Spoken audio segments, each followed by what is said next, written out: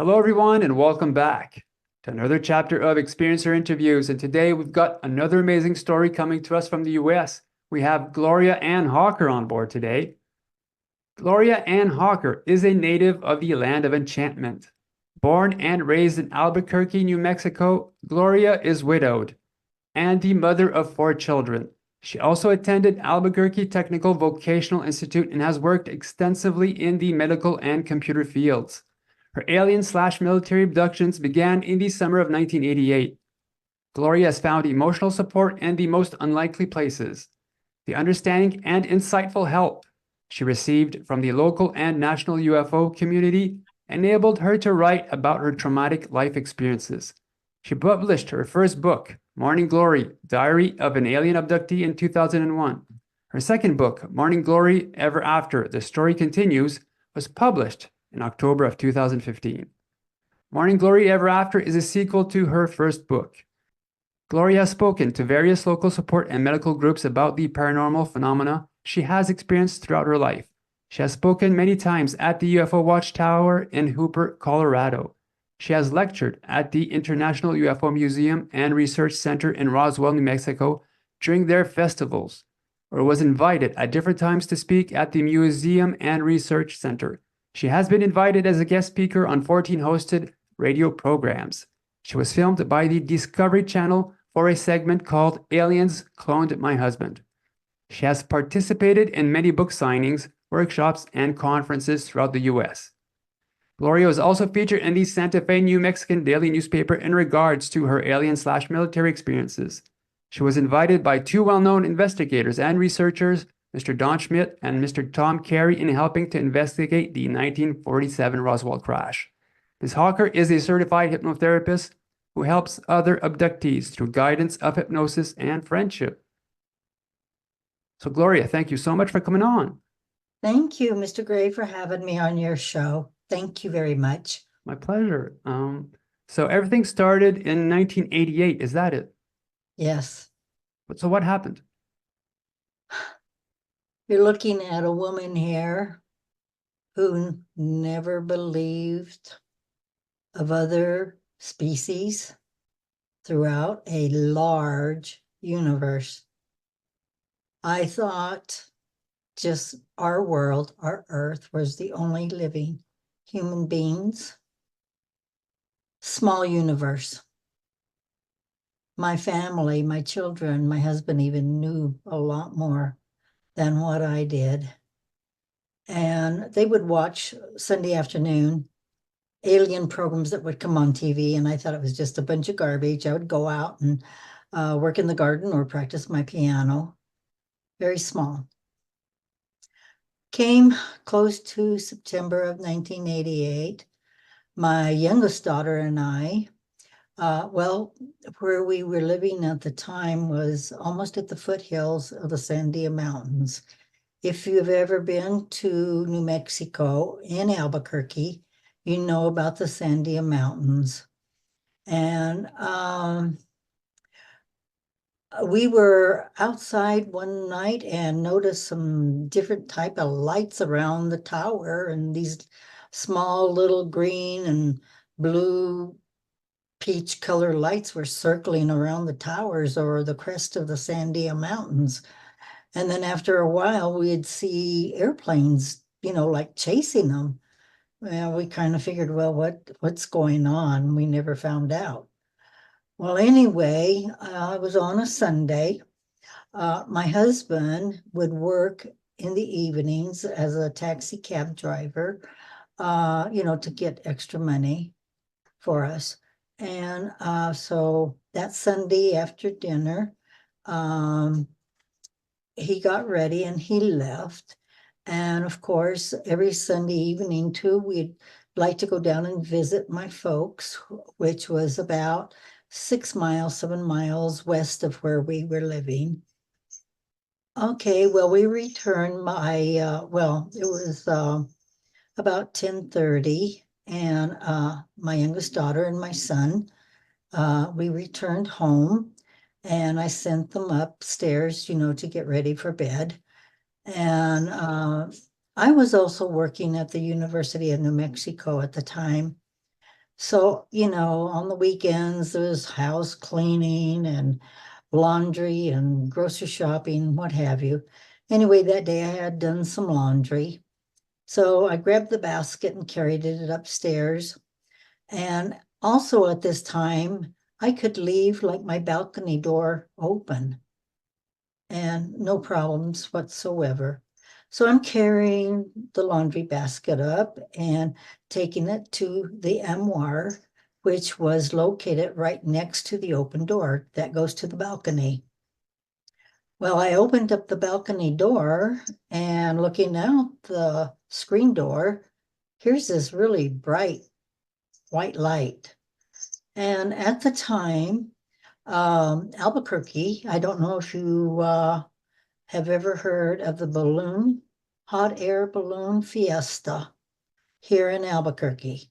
And at that time, the balloonists were allowed to go over the Sandia Mountains. And we were so used to them because they would land right next to our house.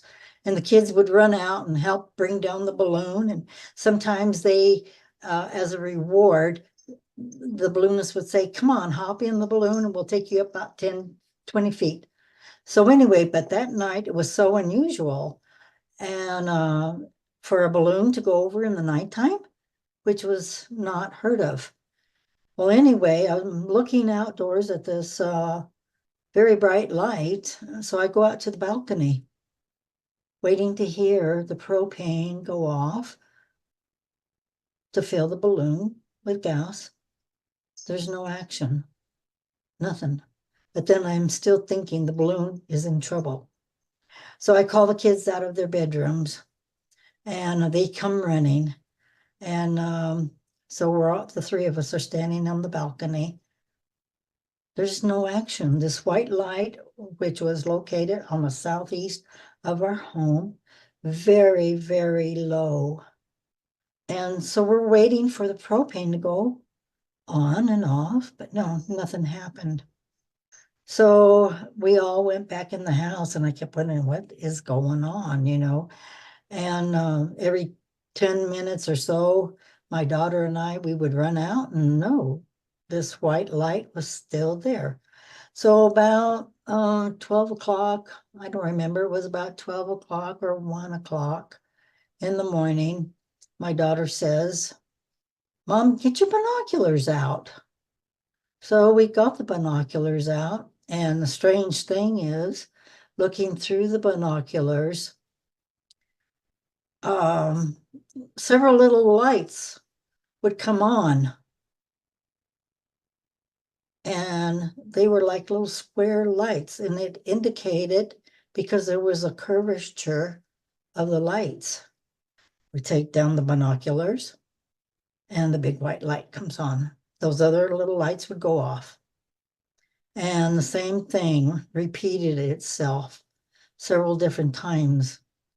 So then we called my son out, and he started looking through the binoculars, the same scenario, which was really weird. So my daughter said, call Grandma and Grandpa, see if they can see what's going on. No, well, I called them and no, they could not see anything.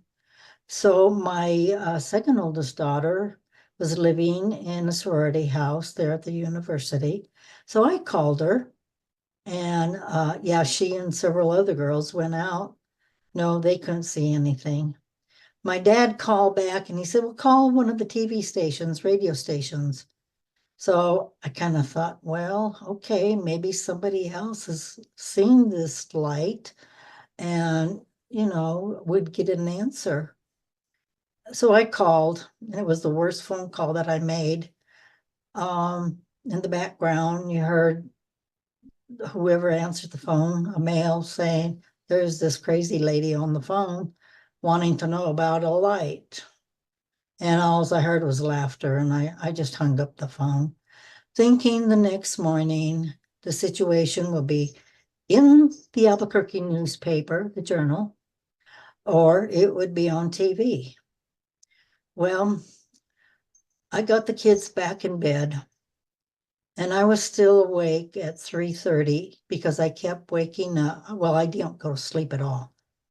And I would run outdoors, and that thing did not move at all. At 3:30, coming directly towards our home, out of the sandias was another bright light. Okay, morning came, and I was so anxious to get downstairs and go outdoors and get the newspaper, thinking there'll be something there. No, there was nothing written. So when the kids got up, turned on the TV, there was no information. Thinking, well, my husband's been up all night, and he probably saw something, heard something. So he comes home very tired, and he notices that there's something different out of all of us. And he asked what was going on. And I asked him, I said, did you see anything about bright lights or anything like that? And he said, no, there was nothing. So anyway, we'll go to the following Wednesday, went back to work because it was, I believe, Labor Day weekend. And where they had me park at the university was the M parking lot, which is west of the hospital.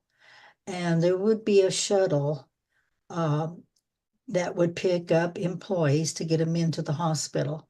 Where I had to park, I had to walk down 2 flights of stairs, 10 steps each. I made it down the first flight of stairs. And when I was on that landing, it felt like probably somebody, a student, late for something, running very, very quickly, and he hit me. And I fell and I rolled, hit a wall down at the bottom. I had 2 witnesses. They came running to me, and I was in a lot of pain. I was laying there. I couldn't move my legs. My head, I had a big bump on my head from hitting the wall. Well, when the young man, they said, I asked him, I said, somebody pushed me.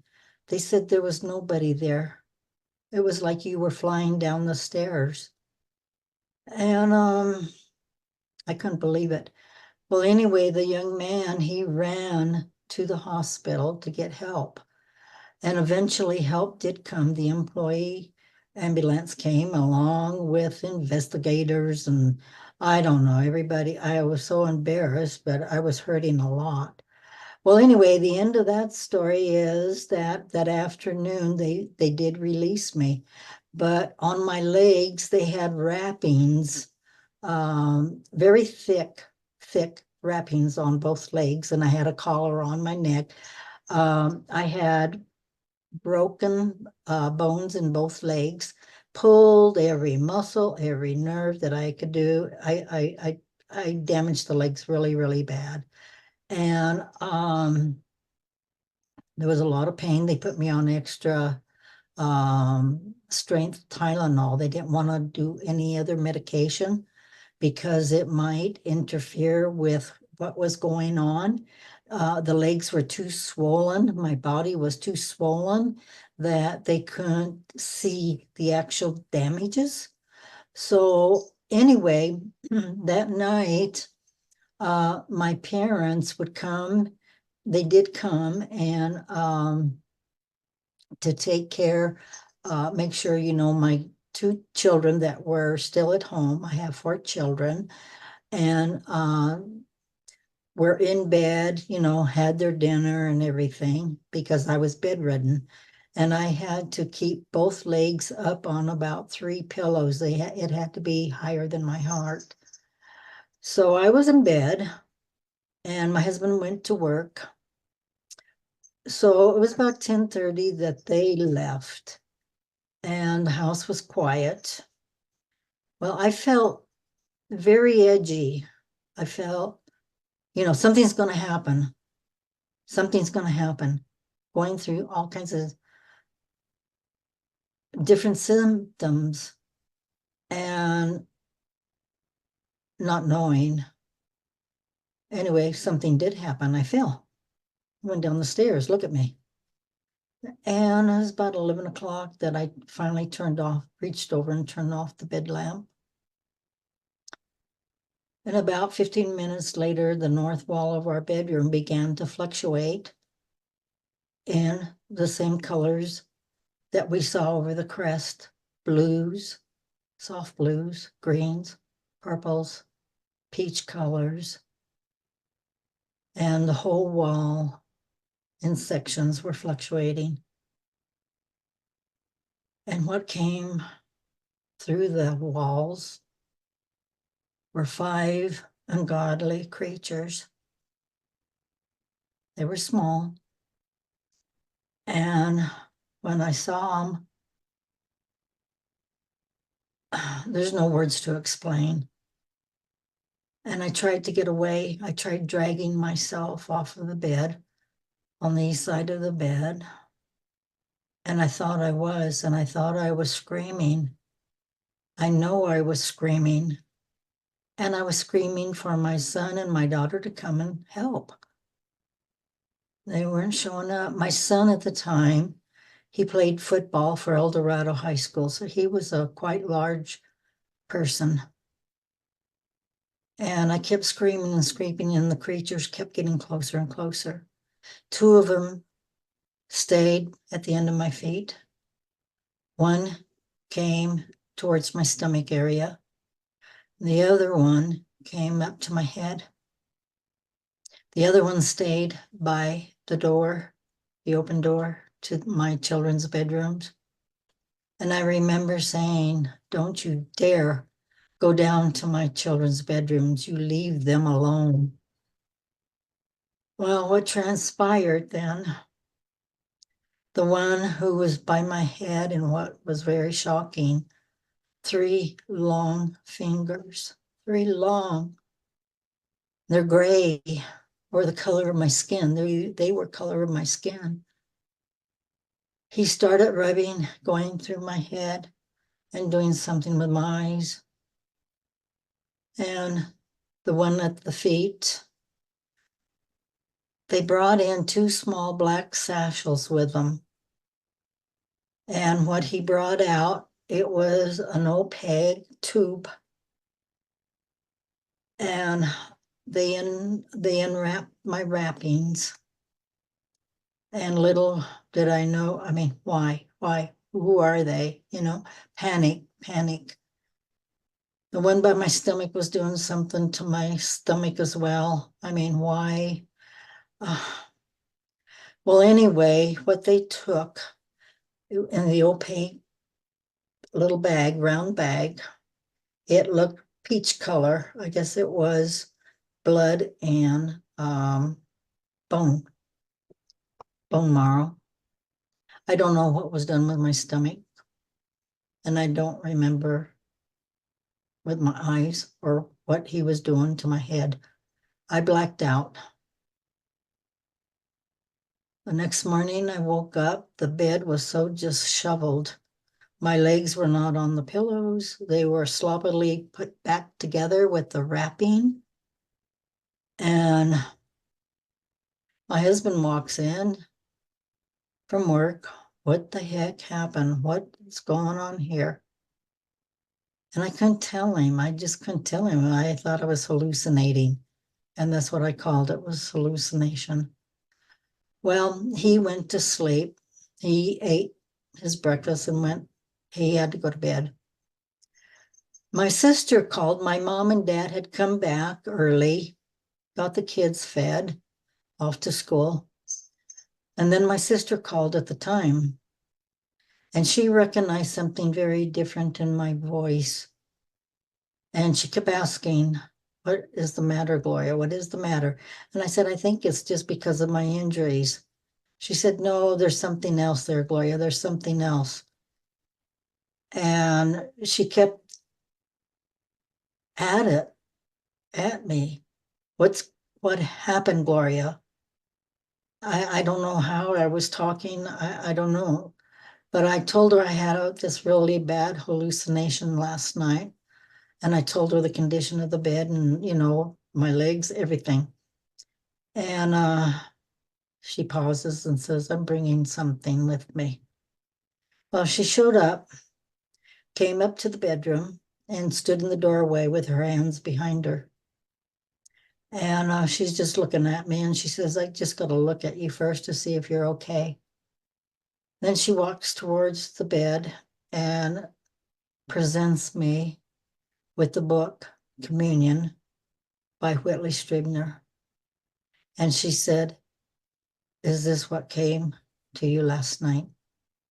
And I looked at it and I couldn't believe it. I mean, I think I went through panic again, and I said, yes, of course, yes, in a very frightened way. And to have 5 of these ungodly creatures. She left the book for me to read, which I read. After that, she and my daughter went to the library, Ruth Montgomery books, and other top authors on this paranormal. And I just thought all the time, it's just there's fake stories. There's nothing like this. No, I was hallucinating. And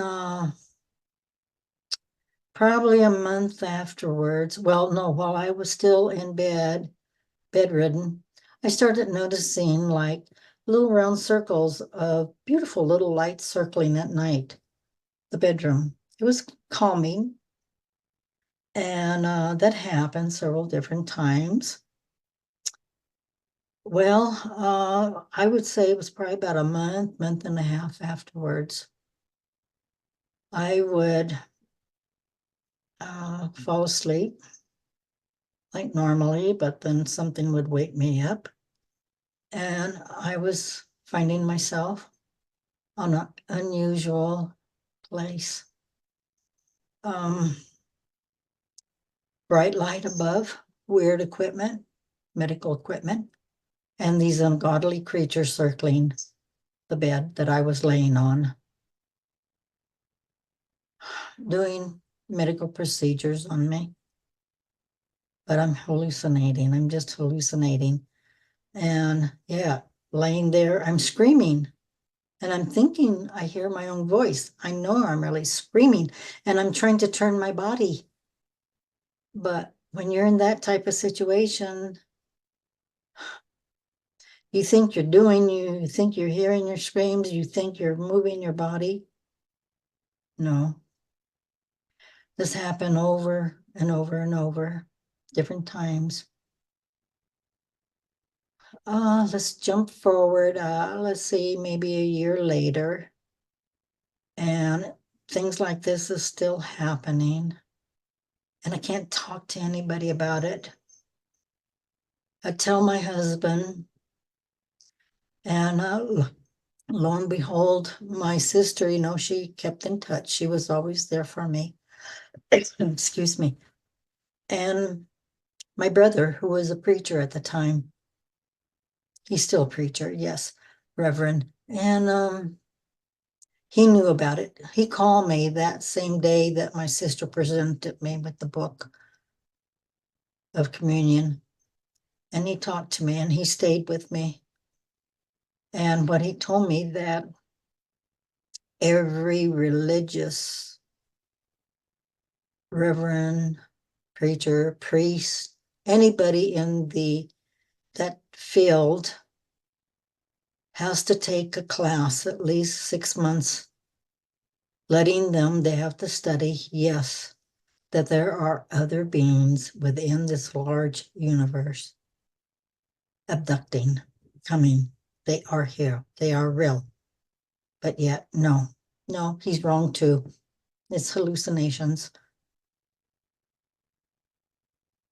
Finally, and it was that December, I had remembered out of Ruth Montgomery's, one of her books. She had named the man here in Albuquerque. So I was walking at the time, went to the library, found the book, found the name that she listed, came home, and I went through the phone book, and thank goodness his name was listed.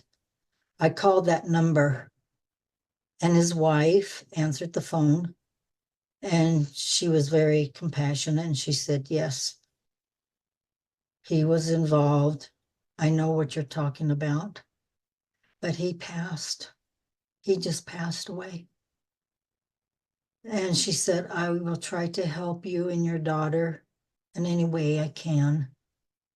So yes, we did meet her and told her our story, what was going on. We met her at a restaurant, which was hard to talk about something like this in a restaurant. And she says, okay, we're going to give them a name instead of ungodly creatures. They're called sky people. And she was telling me all about her husband, what she saw. He used to work at Sandia Base, first of all. Very surprising, Sandia Base. And one of his computers was connected directly to his work at Sandia Base. She had us over to her home, and she opened up the computer. Sandia hadn't taken back the computer yet. And therefore she knew how to open it up to this particular program.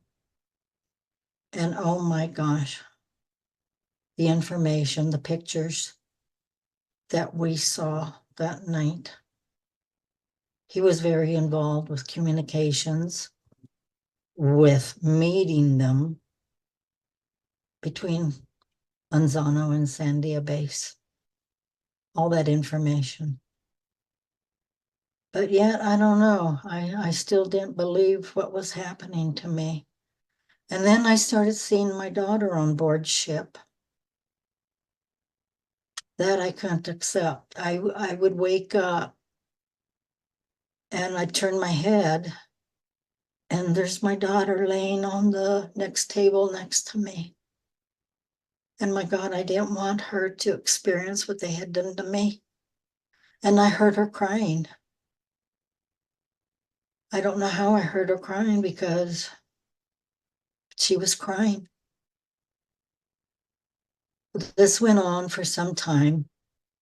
One time I was cleaning their mirror, their large mirror in their bathroom, my children's bathroom. And I had noticed some time ago, probably about maybe 2-3 weeks before, burnt in my left hand, right under the ring finger, was a large triangle.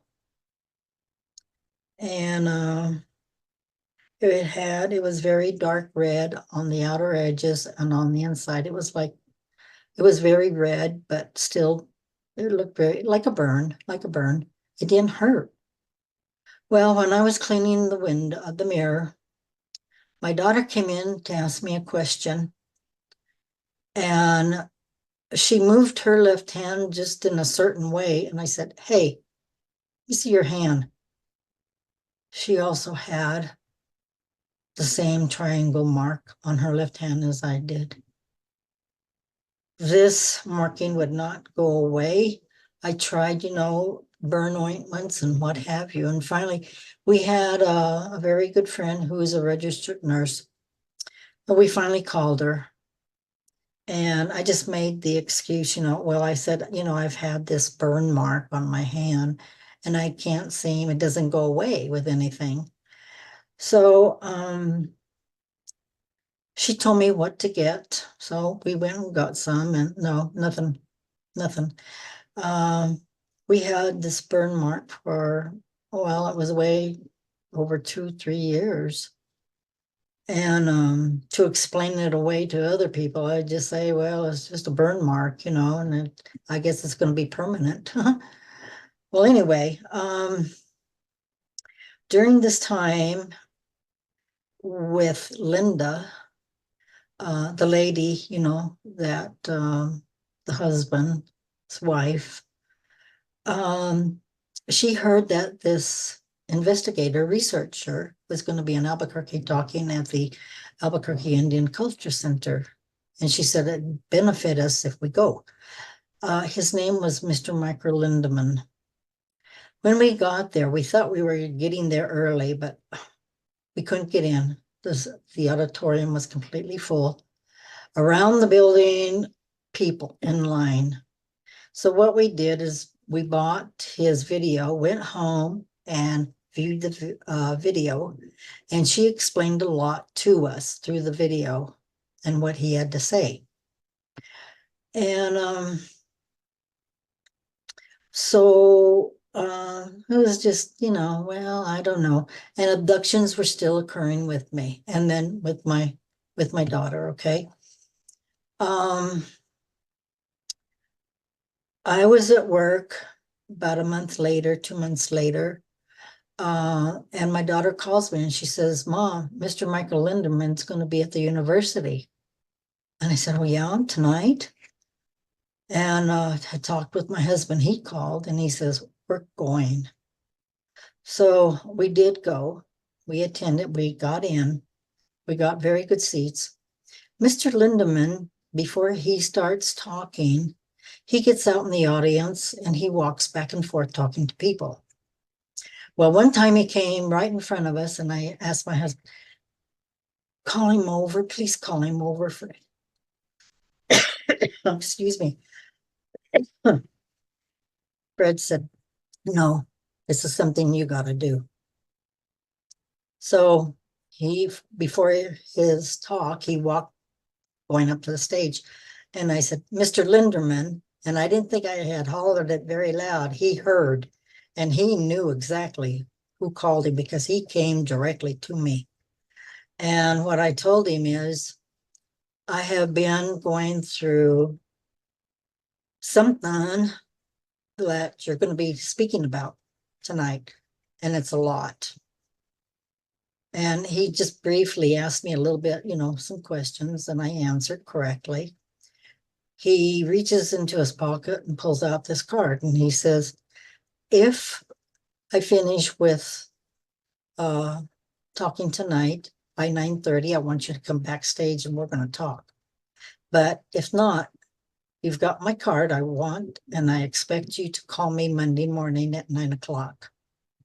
That was the most god-awful weekend because I was so afraid he wasn't going to believe what was going on with me or my daughter. And because I'm hallucinating. I'm insane at this point. I really felt I was insane. And well, it was Monday morning came, and as 9:00 drew closer, I was just so afraid to dial that phone number, but I did. And he answered, very, very understanding. He listened and he said, "Gloria, it is for real what you are experiencing." And he explains everything. And we talked about an hour and a half. And he asked me, "Do you know Mr. Budd Hopkins?" I said, "No." And he handed the phone to his assistant, Debbie, and Debbie talked to me, trying to calm me down. And a few minutes later, he gets back on the phone and he says, "Mr. Hopkins is waiting for you to call him. So we're hanging up, but we're going to stay in touch with you," which he did. And so I called Mr. Hopkins, and this was the most rewarding time. He understood. He listened. He stayed in contact, and he said, "Every time you have an abduction, no matter what time, you call me," which I did.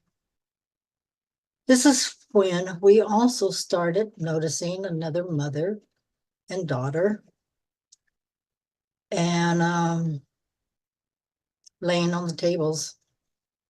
It would be me, my daughter, and then the other daughter, and then the mother. Well, we started the Greys, okay, by this time now, not ungodly creatures, but they're called Greys. So the Greys would allow us off of the tables to walk around. The ship, the room that we were in, had curvatures, and there was like seats where we used to see a lot of people, men, women, children sitting on these seats. And getting to see, talk to some of the other people was allowed. Over time, we learned the symptoms. I learned the symptoms, which is anxiety, doom is going to happen. You feel like something is going to happen.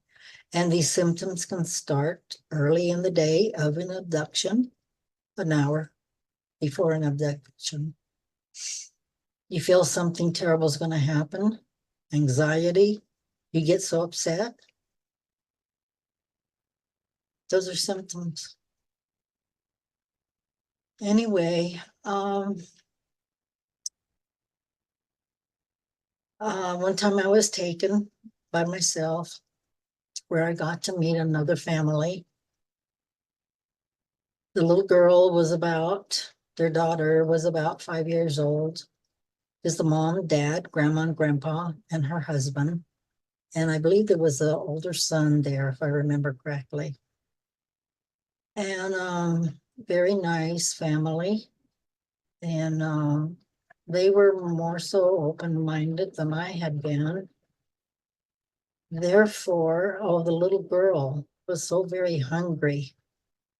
And she started crying and hollering, "I'm hungry, Mom, I'm hungry, Mom." Well, one of the Grays took her and me to this area where there was a table, and her mom, they sat down, and he brought out this unusual little silver bowl. And what they gave to her, it appeared that it was like a very thick oatmeal, and it was like stretchy. Well, she was complaining about that, but she ate it. The story goes on with this family, but one day I was into a Hallmark, close to where I live, Hallmark card store. And who walks, we're having really bad rain. I was looking at some cards, and I just happened to look at this couple, the ladies that came in. And I said, a little familiar, but I don't know who they are. They came towards me to look in the same section. And the young lady said, "Gloria, is that you?" And I looked at her surprisingly. And she said, "Gloria, that is you." And she said, "Well, you don't," and her mom, they both said, "You don't recognize us?" And I said, "Well, you look very familiar." And then all of a sudden, I realized who they were. We hugged. It was the most affirming time for me. The realization of all of this, everything I had been going through. You come home from an abduction. The bruises, either around your genital areas, around your legs, your arms, your stomach, bruises, needle marks. Unexplainable. Unexplainable. I'd like to ask you a question regarding when the Greys came to you in your bedroom when your legs were broken. Now, did they do any healing to your legs? They just took that opaque skin-like blood and bone marrow. The reason for that, what I found out years later, I had a small hybrid child. This child came down with polio. I had polio as a child, 12 years old. She was through the DNA, she got polio, my hybrid daughter. Why they took that was to give to her, thinking, the DNA and everything that was in there would help her. She was in a lot of pain. She couldn't walk. Her body was very limber. I did get to meet this child. And one time, Raytheon, my friendly gray, when they were allowing me up from the bed, hardly any more medical work being done on me. Yeah, but there was other stuff going on. Anyway, they had brought her in, and he told me what they took from me that night. It didn't really help her. They brought her in, and we went into a room, and there was like a pool, a round pool filled with water and some other kind of solution. I stuck my hand in it, and it was kind of like oily. And they put her down. It was like a slide, a treatment for her. And evidently she had gone through this treatment many times before. But she had a voice, and she was screaming when they put her on the top of the slide, and they just eased her down into the water. But it scared her so much. She was just screaming, screaming, screaming. And then it made me scream because I thought that water was hurting her, you know. And yes, she looked part of them and part of me. She had the big eyes though, and their color. Her hair was very sporadic, like my hair was when I was a child. I had like blondish hair, uh, what would they call it? Dirty blonde type hair. But it was just sporadic growing. She was a sweet little thing, but she passed away. She did pass away. During the interim, then, yes, I was introduced to another hybrid daughter, and they allowed us to grow together. Her name is Winshaw. I was believing then, and it was happening at least 3 times a week. Sometimes I'd see my daughter there, and other times I wouldn't.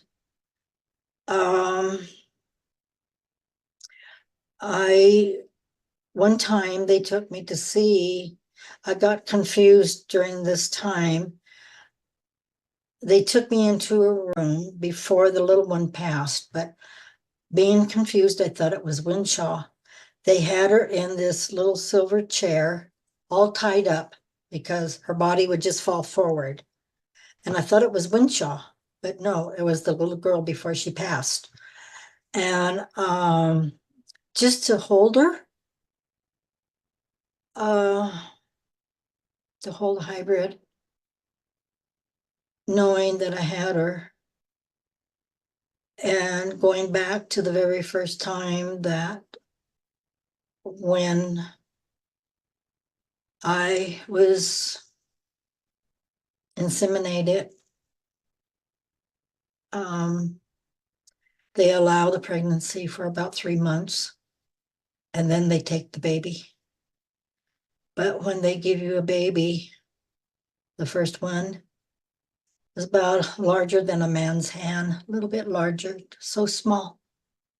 And they give you this little tiny thing they want the baby to suckle on your breast. I'm looking down at this baby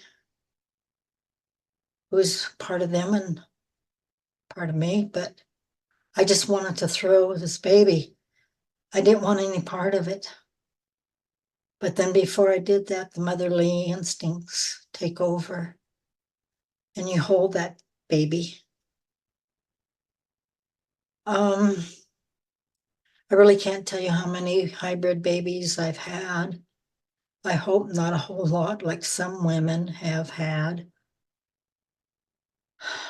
With men, they take semen.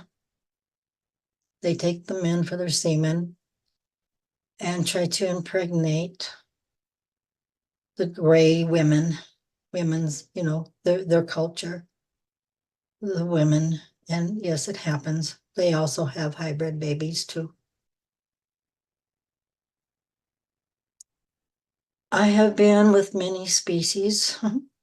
One time I woke up on the table, and here are tall. I didn't know what to call them at the time, but they're called praying mantis. When I first saw them, the next day I go out to my flower garden, and yes, here are praying mantis that I hold in my hands or on my finger, and they look just like that. The praying mantis are very compassionate, very kind, considerate. Through my head, what they do, what I finally learned, with all the screaming I did on that first night, they paralyze you, where you can't move. They do something to your voice. You think you're screaming. You think you're talking. They take away your voice. You can't hear them. I mean, they can't hear you. You think you hear yourself. No, you can't move. All the screaming I did, my children didn't hear me. Any time that I've been taken, they control your body. You can't move. You can't scream. You think you're screaming. A lot of times they'll make your head paralyzed where you can't move your head. But for some reason, they allowed me to move my head back and forth anytime. The special treatment after a while that I received from the Greys, I don't know why. I also met the Reptilians. That told me why I hate snakes. I've always hated snakes. I hate the Reptilians. They're very sexual. No respect for human life, for the human being. They're huge. They're big. Snake skin. Lizard, I guess. One time they let me go with the Reptilians. They wanted to show me something. And the way you hear your voice is through implants. You hear them in your head, even before the implants. I heard them talking, people talking to me in my head. That's why I thought I was going insane, because you hear all this in your head, in your ears. Where is it coming from? You're implanted, either in your eyes, your nose. I had one in my jaw, your ears, and sometimes they can come out, which on the ears, they did come out. The one in my tooth, that did come out. But by God, by the next day, next night, you're taken up and more implants are put in. Let's get back to the Reptilians. Well, they let me get up from the bed and go with these Reptilians. They wanted to, I don't know why, to this day, why they showed me what they showed me. I was taken to another room, a large room. There were many tables. Boys, teenagers, men of different ages, all of different ages, being sexually abused by these different reptilians, I guess female reptilians. And why they wanted me to see this, I don't know. It was so hard to take. The tears that I had, the memory I couldn't get rid of.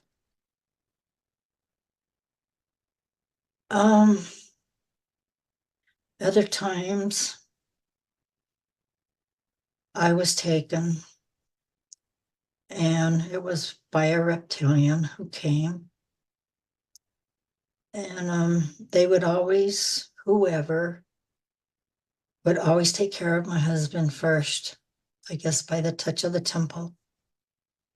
And they would paralyze me and take me. I would wake up on board ship. And they took me to the small room where there was a young lady sitting opposite there in a chair. And I did recognize this one lady. At the time, there was this young man who had a production, a film, and he wanted to make a movie out of my experiences of me. And I got to know him quite well. The Reptilians brought him into the small room and then took him out. And eventually they came and got me and took me. And the hall was dark. And they opened up this door and he was laying in a bed. The room looked like a hotel room. And what they wanted was for us to have sex, and the Reptilians, 2 or 3 of them, were standing there. They wanted to see the reactions. And the young man kept telling me that he was very, very sorry. He was whispering in my ear. And while they studied us, the Reptilians studied us. To have all these type of memories, you think you really are insane. And one day I was leaving for work, and I drove out of the driveway, and one of the streets that I normally used would face a canyon of the Sandia Mountains where I saw 2 spaceships. And for some reason, my car wouldn't go. I kept pressing on the gas and something wrong. Then I felt the car kind of bounce, and I didn't know why. Then finally, the car was released, and I had my foot on the gas and, started going real fast, and I made a turn. Going down this street, then I look in the back mirror, and there's a gray sitting in front on the passenger seat in the back. Other people saw him as I was traveling. Weird things were happening that morning on the way to work. I was working with my husband at this point in time. We had an office several miles away. Some people would drive by me, and honestly, they almost had accidents because they were looking. And I would look at the rear view mirror, and somehow this gray would become invisible, and then he'd come back full. Well, I had the radio station on, and he liked the music. Somehow he made the music blast off in the car, and I kept having to turn it down. Anyway, he went to work with me, and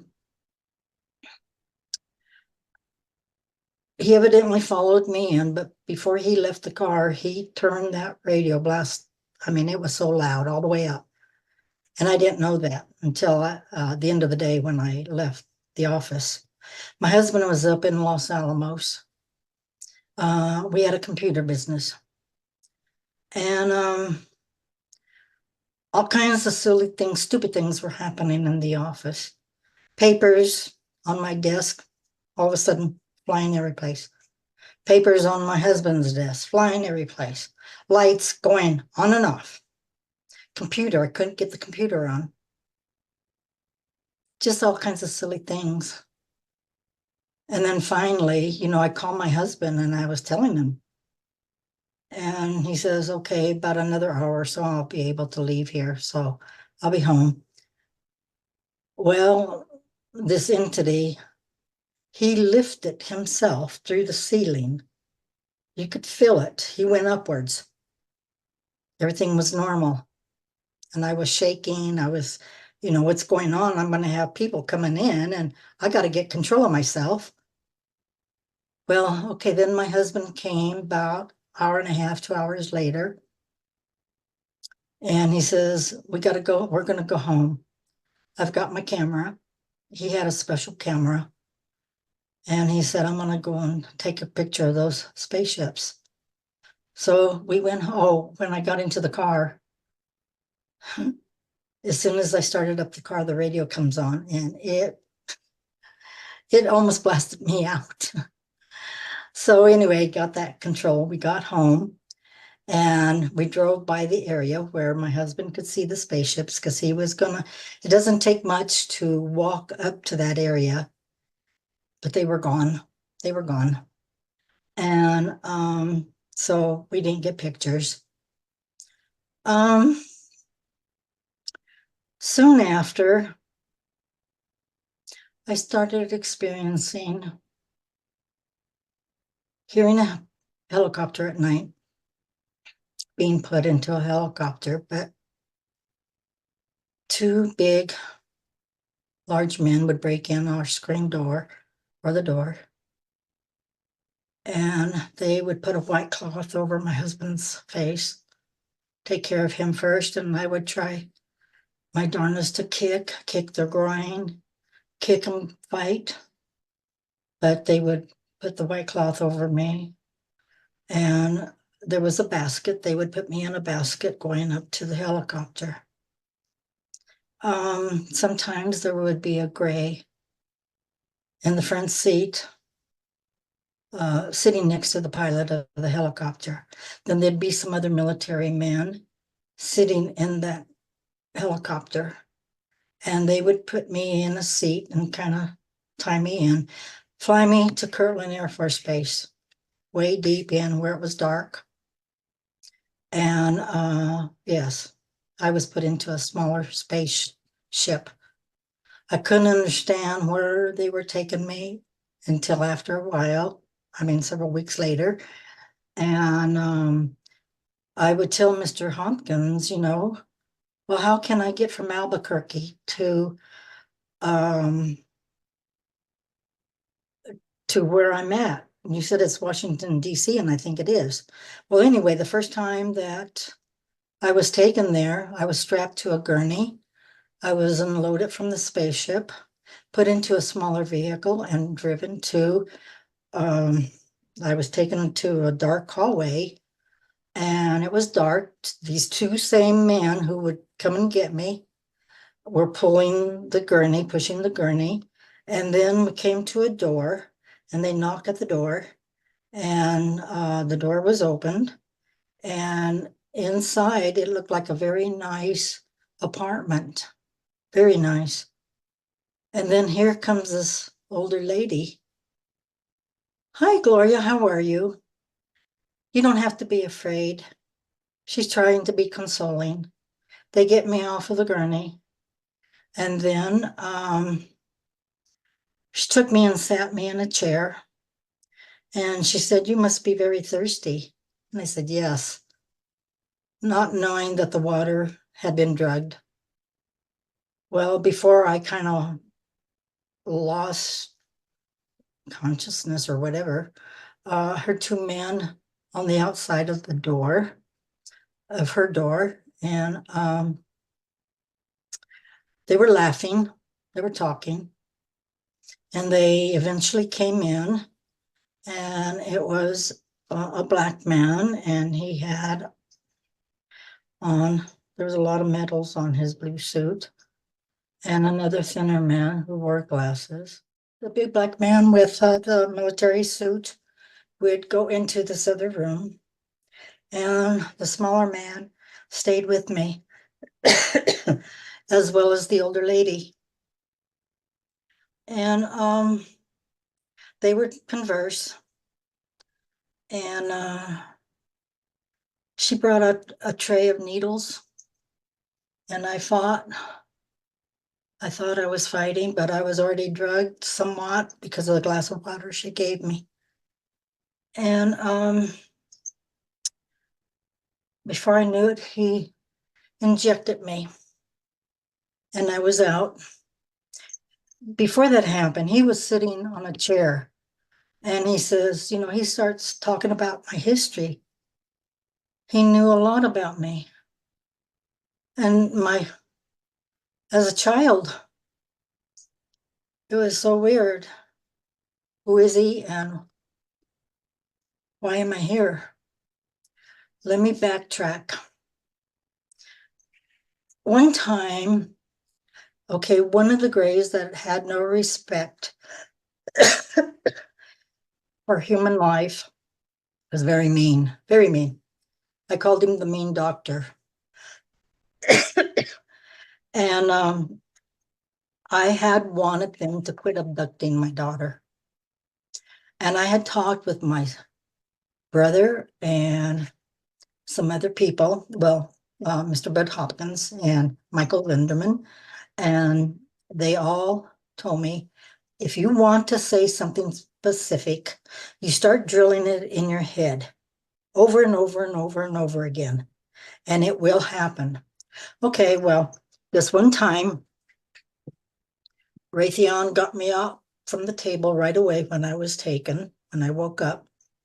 And we were walking around the circular hallway. And lo and behold, we met the main doctor who was with another gray. And I had, Raytheon knew what I wanted to say. And he told the doctor, the mean doctor, Gloria has something that she wants to tell you. And so I was very surprised. And I told him, that I, being a Catholic, my family Catholics, that we have, not just us, but worldwide, people have someone in our lives that we honor by his rules. I go through the whole scenario, and this person to us is our Lord, my God. And I said, I don't think you have anyone like that you honor, that you have rules to follow if you want to be good, a good person. And he looks at me and he says, Gloria, yes, we do. And we have the same what you're talking about, the same thing, but we know him as the most powerful, brightest light of energy of all. And we have seen it. We have been there, he said. And we honor his rules. And I said, okay, if you honor his rules, why are you taking human beings and hurting them the way you do? For technology,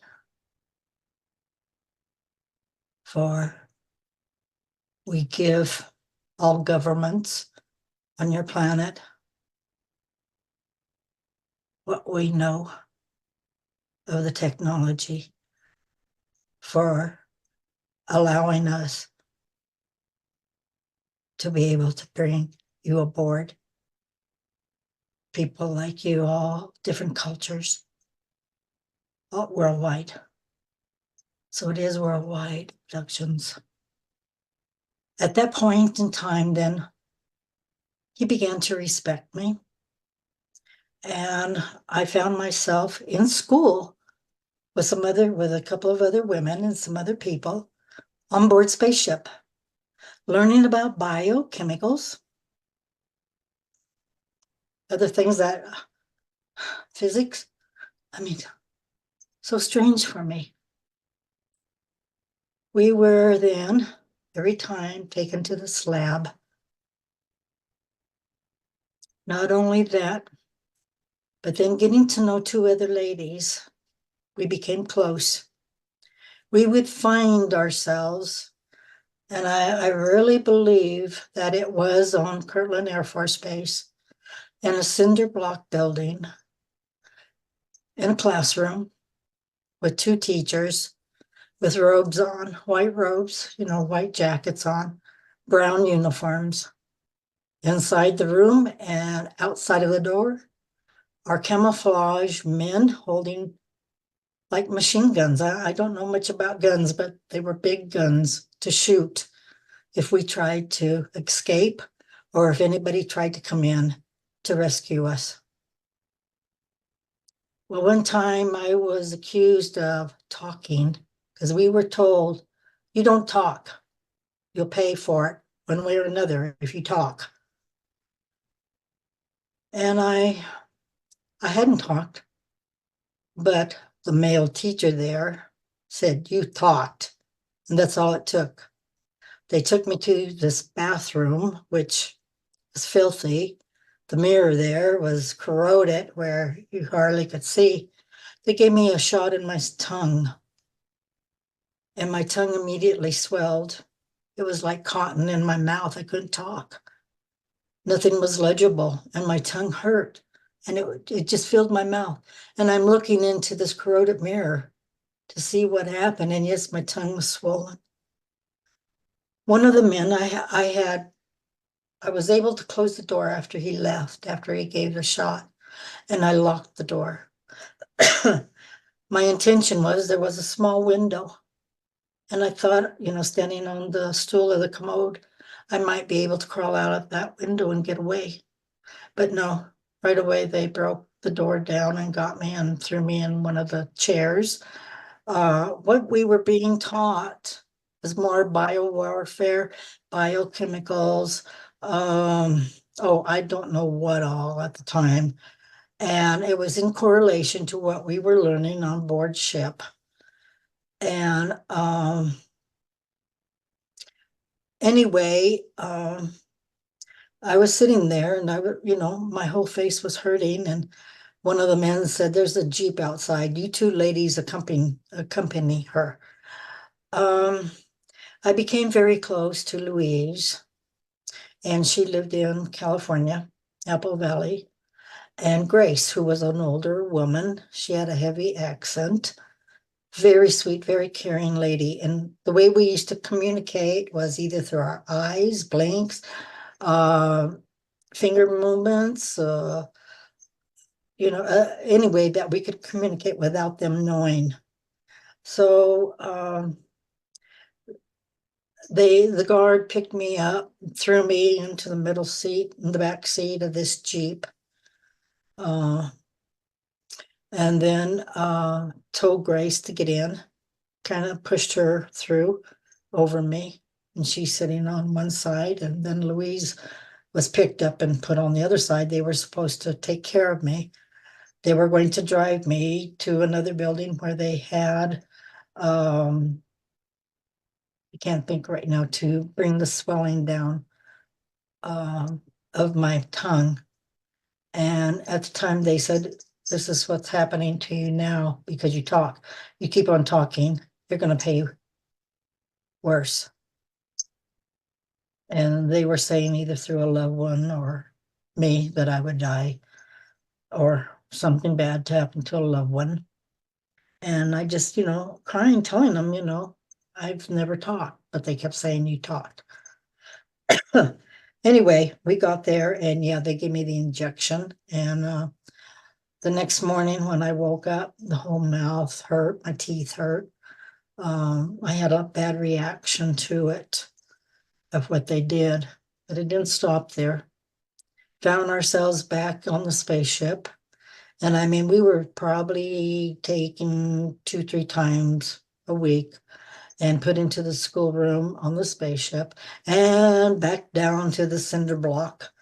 And I recognize some of the area, and I swear that it was on Kirtland Air Force Base, and as well as the other ladies had the same.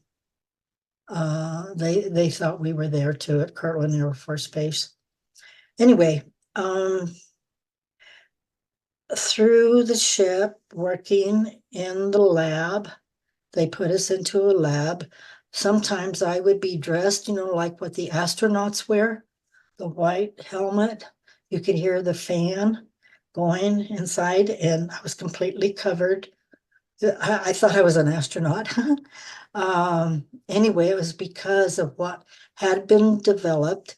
The substance that they have, it's called K-light, if I remember correctly. That's what I wrote about, K-light. And this K-light substance can be turned into biowarfare, medical purposes to heal cancer, or almost a lot of diseases that people die of or have.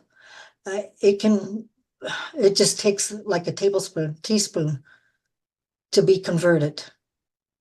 And one time, when we were finished at the lab and getting ready to be taken back home to our homes, there was this piping unit that we had to walk through. It had a lot of little lights and indicators to like clean us and to make sure that we were not taking any of that K-like substance with us.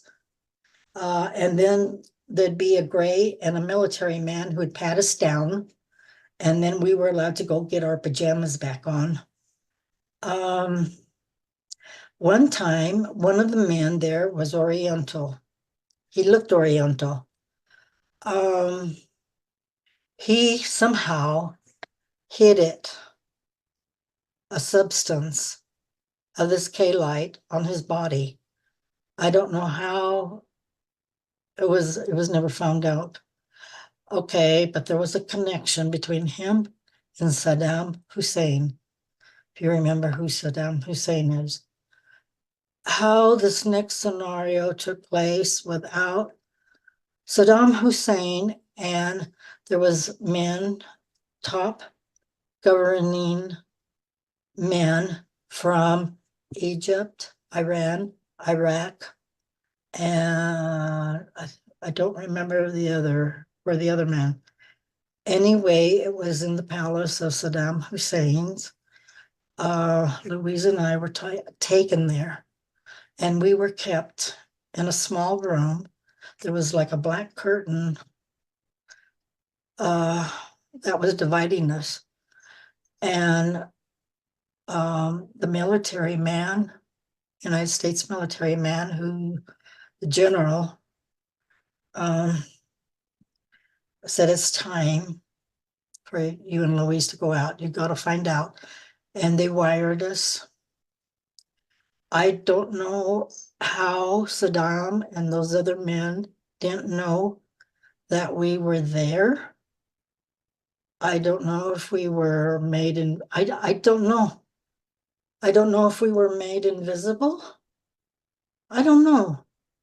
But through the microphones, through the wiring they had on us, they were to hear, they were able to hear what this meeting was about.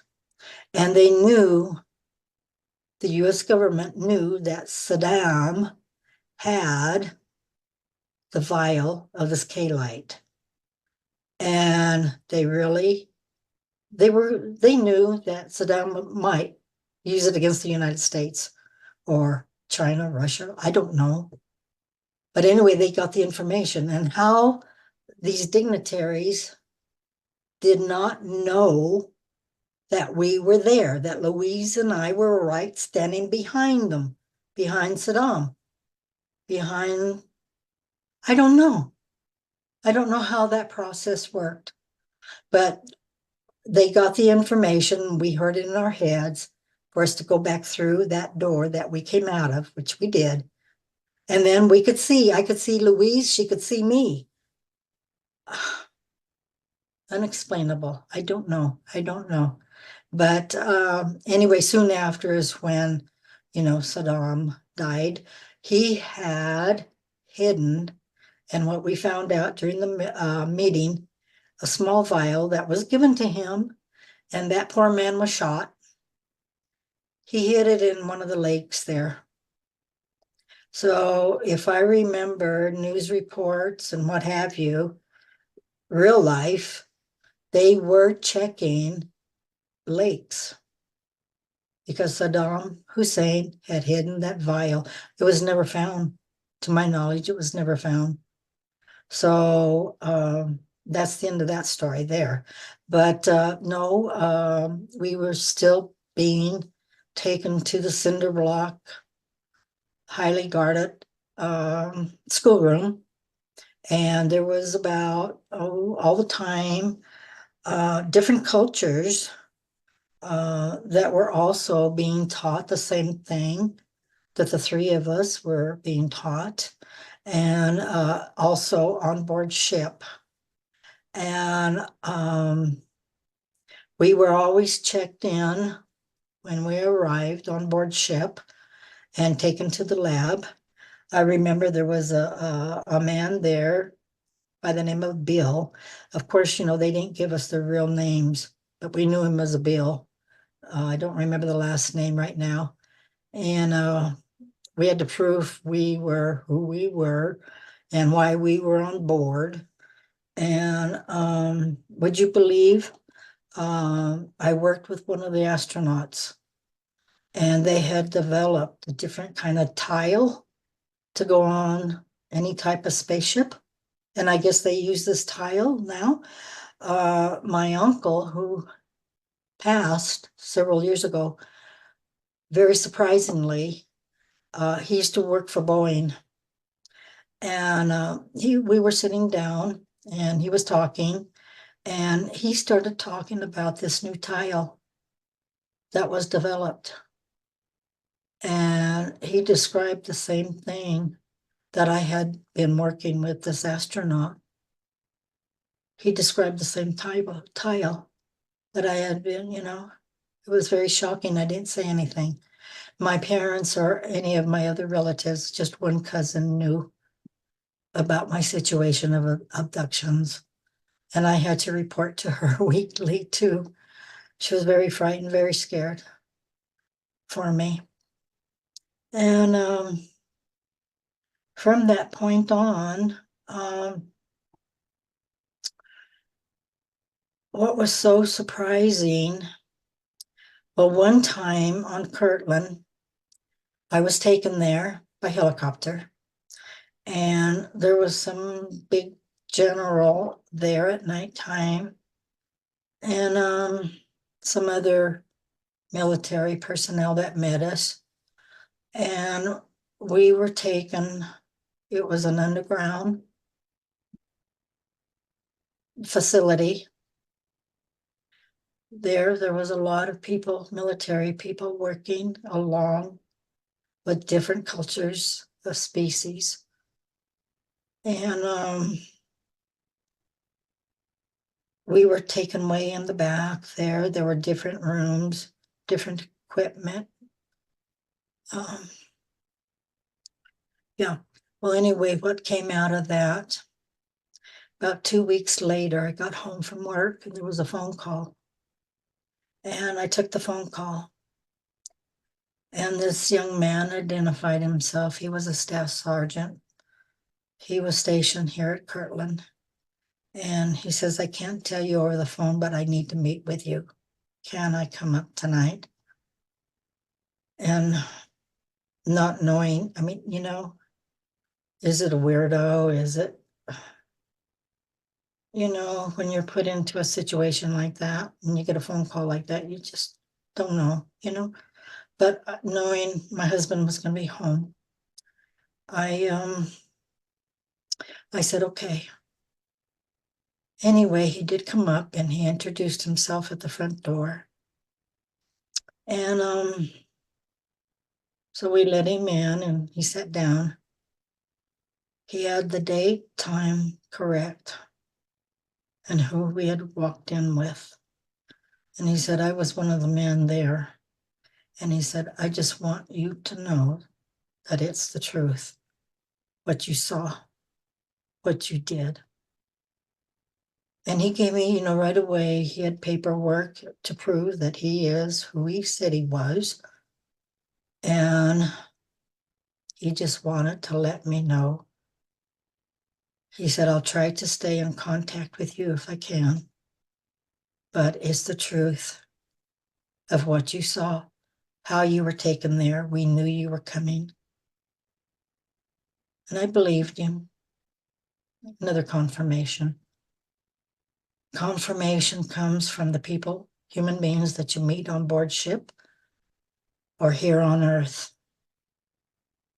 or working in that cinder block building. Louise and I finally met in California. We were there and we made the point to go meet at this restaurant in the community where she lived. Well, Fred and I waited and waited that afternoon and she didn't show. And something just told me, well, we left the restaurant and outside of the restaurant was a bench. And I told Fred, let's just sit here just for a few more minutes. I have a feeling. And sure enough, a car came up with 3 ladies in it. She gets out of the car It's Louise. She walks towards me with tears in her eyes. All that we could do was hug each other so tight, crying for joy that way. The truth, I know you, Louise. We went back in the restaurant, spent the whole afternoon just reviewing our memories, tears, happy joys, because the confirmation. The military, the 3 people I did identify, because I went to a library. I knew them, because it's put into that same scenario of that apartment. Here's the lady, the 2 men, the black gentleman, the general. And he had me, most kindest, polite man, apologizing over and over for what I've been through.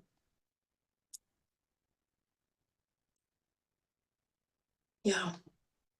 But they knew everything about me, my past from a little girl, what schools I attended, dysfunctional home.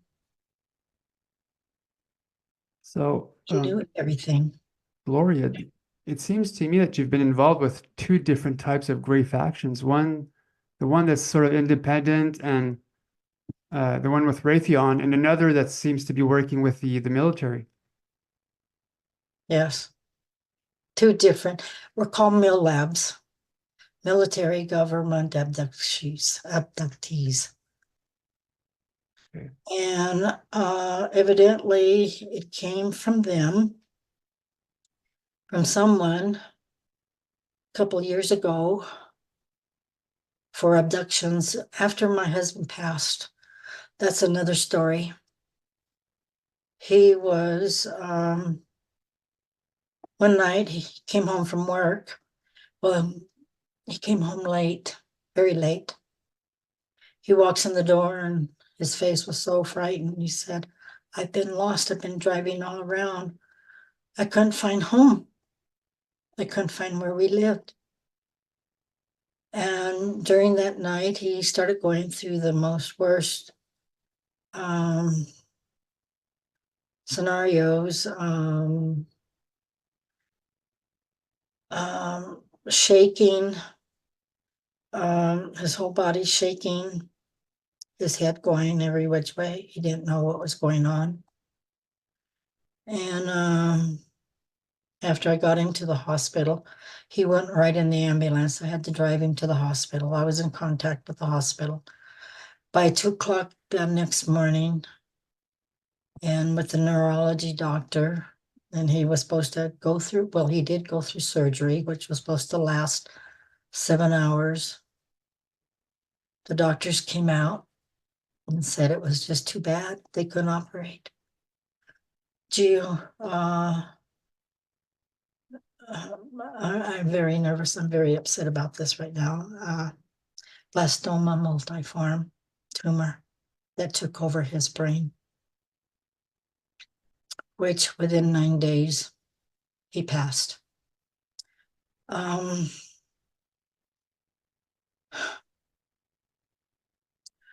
um, anyway, from there, the researchers that I had been working with over the years and seeing people die, researchers that were so close to me, Gabe Valdez, Julie Schuster, Barbara Barthlick, John Mack. Budd finally died. And now it's just me. But what they taught me, I can help other people now, which I've been doing. At that time, when my husband passed, about a month later, one of the researchers called me. And there was 2 other families. The husband was an abductee, and the woman was an abductee. And they said I probably knew them, but they would not give me their names. they both had the same thing that my husband. The man passed away as well from the same thing my husband did. The lady, hers was not as bad, but it was diagnosed as that. She was still alive, but was expected to leave us too.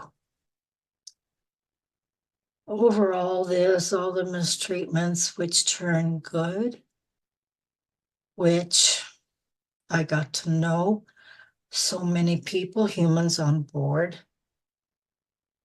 I often wonder about Paul Pacheco. He was an abductee. He was in a very bad accident. And Raytheon took me to meet him. The Grays, he was near death when the Grays got to him, brought him up board ship. He'd been on board ship for at least 6 months. And they were working with him, trying to save him. This poor man, he had lost his legs. And he pleaded to me to try to get a hold of his wife, Rosetta. He came from Mexico. Right now, I don't remember the part of Mexico, but he told me where, and to please find her and tell her that he was alive yet and where he was at. While we were there, a lot of his organs, well, he was sitting on one of the tables, okay, and being supported while he could sit. His skin, they had like shells, some type of shells holding up parts of his skin, so that if one of the new organs that they put into him, if it was not working correctly, or if he had one problem with it, they could automatically, through the ribs, go in and correct the problem. And with the shells, it was like paper where they could lift it, because they lifted it for me. And I got to see his ribs and part of, the protruding organs.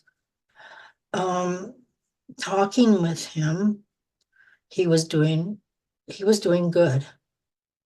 But he said they should have just left me alone to die in that accident. It was a car accident. And that was his wish. I only saw him that one time. And I do wonder, is he still alive as a whole man? Did they ever bring him back to Earth? Or is he working with them? Like this one lady they had me meet, Priscilla. She was a very young lady, but in a sense, it was her choice to be with them. She accepted it.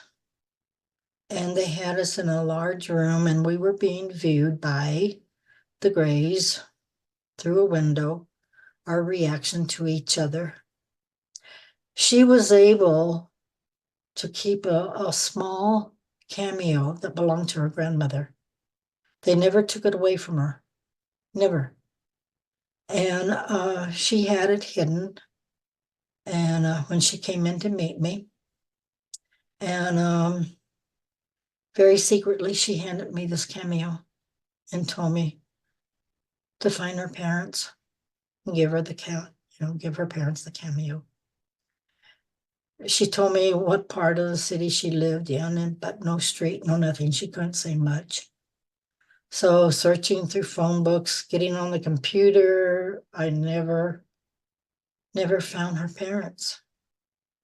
The Greys knew then that I had the cameo, and they did come and search one night.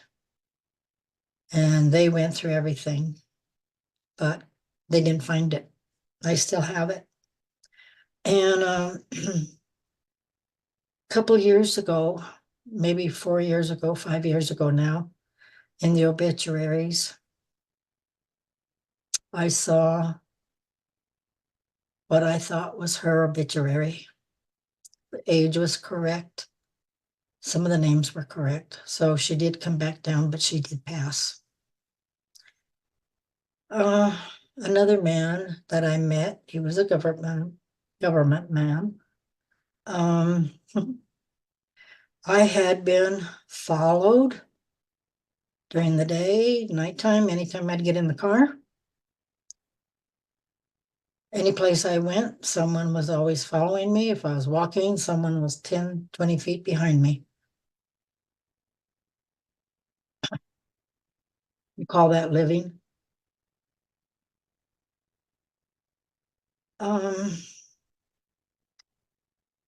Life became more fearful of the human being because of what I knew of the type of work I was doing. And that was the source of what Colin Powell, Ralph Nader, and Abigail I just hear so much push, even though Madeline Albright.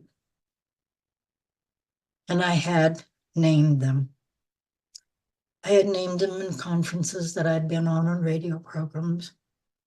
It's hard to talk about. But after my husband passed, any of the abductions seemed to slow down, maybe twice a week, once a week, where it came upon maybe once a month. I had friends of different cultures. The people from Orion, they are like 7 feet tall. I called him Paul Bunyan because of the way I met him. The Grace had put me in this like a little dressing room, and it had stalls. I don't know what for, but Raytheon said, nothing bad is going to happen to you tonight. It's going to be good. But they put me into the stall, closed the door. As we were walking in, there was like 2 other stalls and then 2 on the side. I was on one of the middle ones. And heard the door open again and another person put into another stall. So I said, well, what's going on? Then they came and got me. So we were walking. There was another gray, not Raytheon, came to get me. And he was in front and I'm behind him. And I'm not looking. And then all of a sudden I heard this voice. And I look up, and hovering over the stall is the 7 foot. He appeared to be taller than 7 foot when I first looked at him. Very attractive. He was dressed like Paul Bunyan. I don't know if you know who Paul Bunyan is. Same type of clothes, everything. He told me his name, but it didn't resonate. And I just, Paul Bunyan, because he was dressed like Paul Bunyan. When I met him, he was there every time on board ship, no matter what. He was a great teacher, telling me about his planet, the Orion grouping. Saw his wife, girlfriend. They're beautiful people, blonde hair, normally, blonde hair, blue eyes. They're large, 7 feet tall. Then they began wearing their silver outfits, okay, all silver. But he was there every time that I was taken and explaining a lot of things to me, teaching me. The only thing, he didn't have the blonde hair, he had black hair. And he did answer to Paul. He told me, it's okay. It's okay. You can call me Paul. So I always used to call him Paul Bunyan. I did not get to see his female partner that much because she would be always assigned to go to somebody else. Him and Raytheon, and then eventually, after the meeting with the doctor, he became very, very nice to me. My hybrid children, especially Winshaw, I was able to see her almost every time on board ship. She would even come down at night and play with our dog and our cat. She'd say the cog and the dat. It was, yeah, because I heard, one time, she's got a voice. So we started working. I asked her, do you want to learn how to talk through your voice? So yeah, I put my hand up here and yeah, I finally taught her how to talk. And I do miss her. It was either last summer or 2 summers ago. I was really thinking of her because I missed her. We were very close. Um, with her hair, they don't bathe. And yeah, I would take her perfume and stuff up to her. Her hair was just all matted. It was the same color as mine. So one time they allowed me to take a comb. So I took a comb and I left the comb with her and trying to unmat her hair. We found some water, I don't remember where, but yeah, I wet down her hair and trying to get the knots out. And it took a while. She was so patient because she wanted to be like me. And in the meantime, that's when I discovered, combing her hair, she'd go, oh, oh, oh, making noises. So I started teaching her just small words, how to pronounce them, to use those vocal cords. It took time, but she learned to talk. And like I said earlier, last year or a couple of years ago, I was really missing her and Raytheon. I was in the bathroom and I have this real large mirror in the bathroom. And I just kept saying, I wish they would come and get me so I could visit with them, see how she's doing, because all communication had stopped. Ever often, I would be able to short visit with her.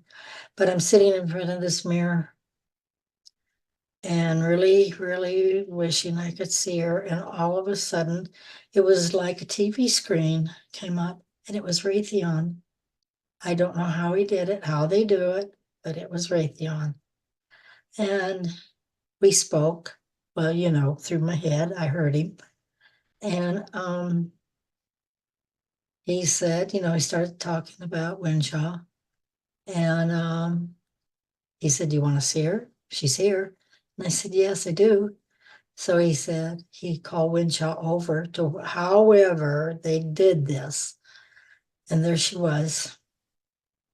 And she said, Mom, you're a grandma. I said, I'm a grandma.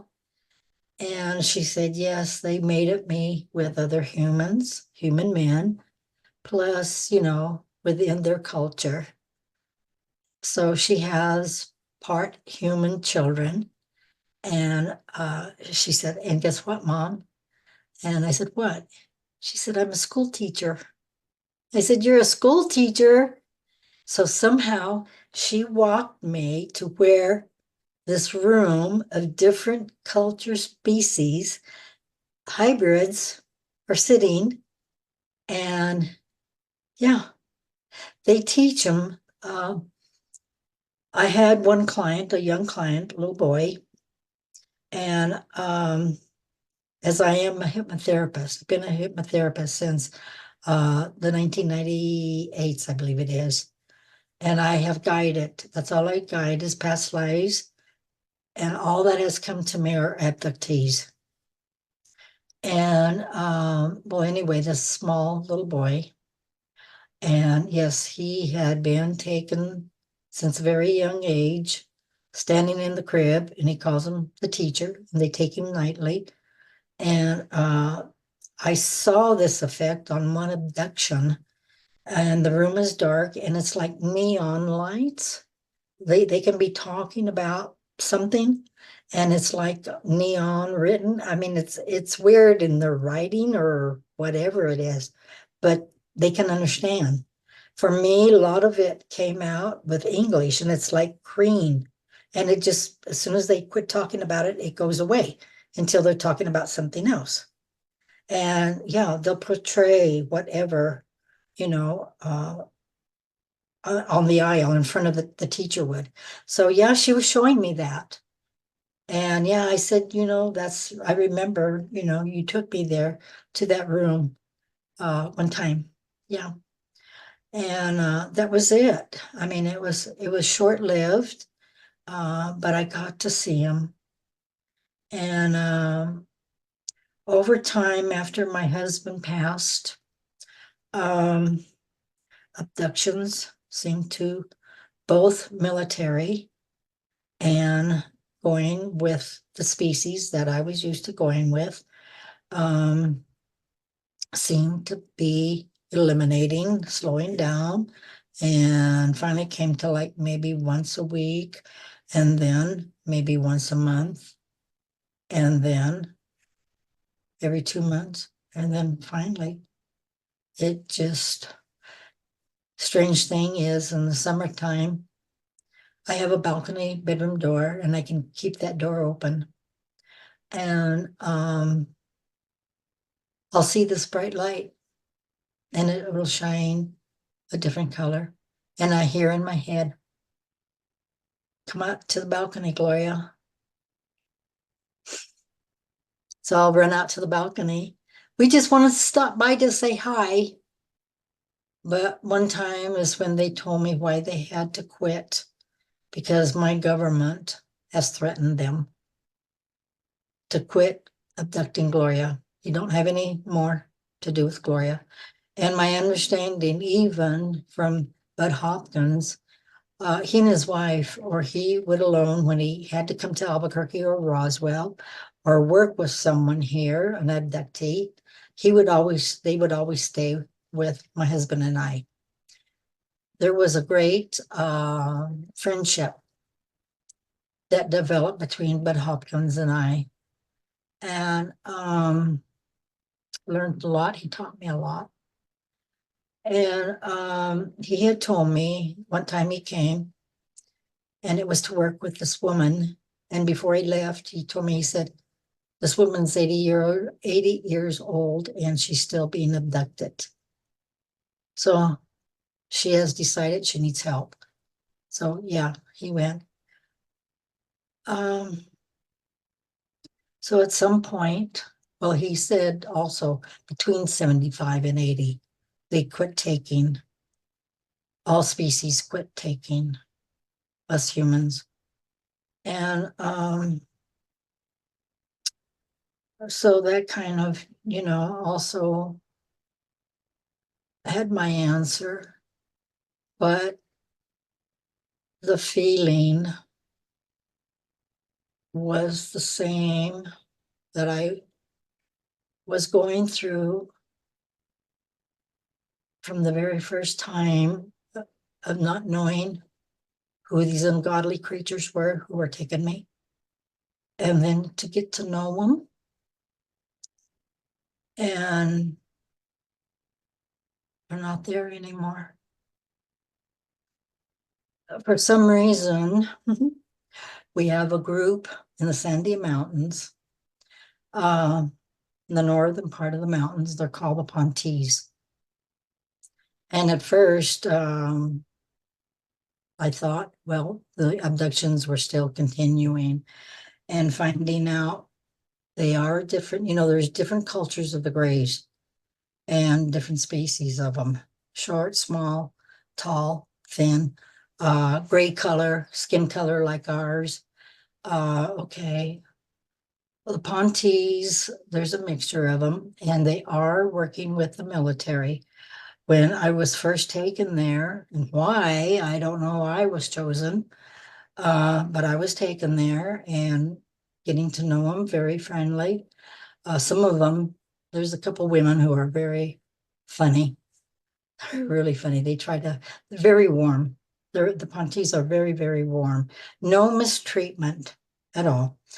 And lo and behold, I was assigned, after walking with a couple of the Greys that took me in a small spaceship right over there, the building where the mountain opened up, and when we entered and got out of the small spaceship, met by two military men, and they were dressed in the brown, had a lot of badges, and I did see a lot of military there with, I mean, there's a lot of Pontees, there's a lot of them, and they come back and forth. I was walked to this desk and where I met this Pontee, and his name was Yart. And you look at him, and he had eyes like me, they're brown. And every time I was taken there, I mean, very few times that I've been taken there, he's always there.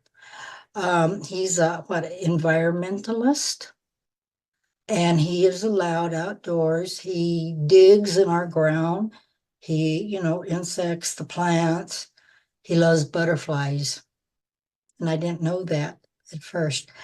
And I had been taken maybe twice, and then I met this lady through our group, the New Mexico UFO Forum.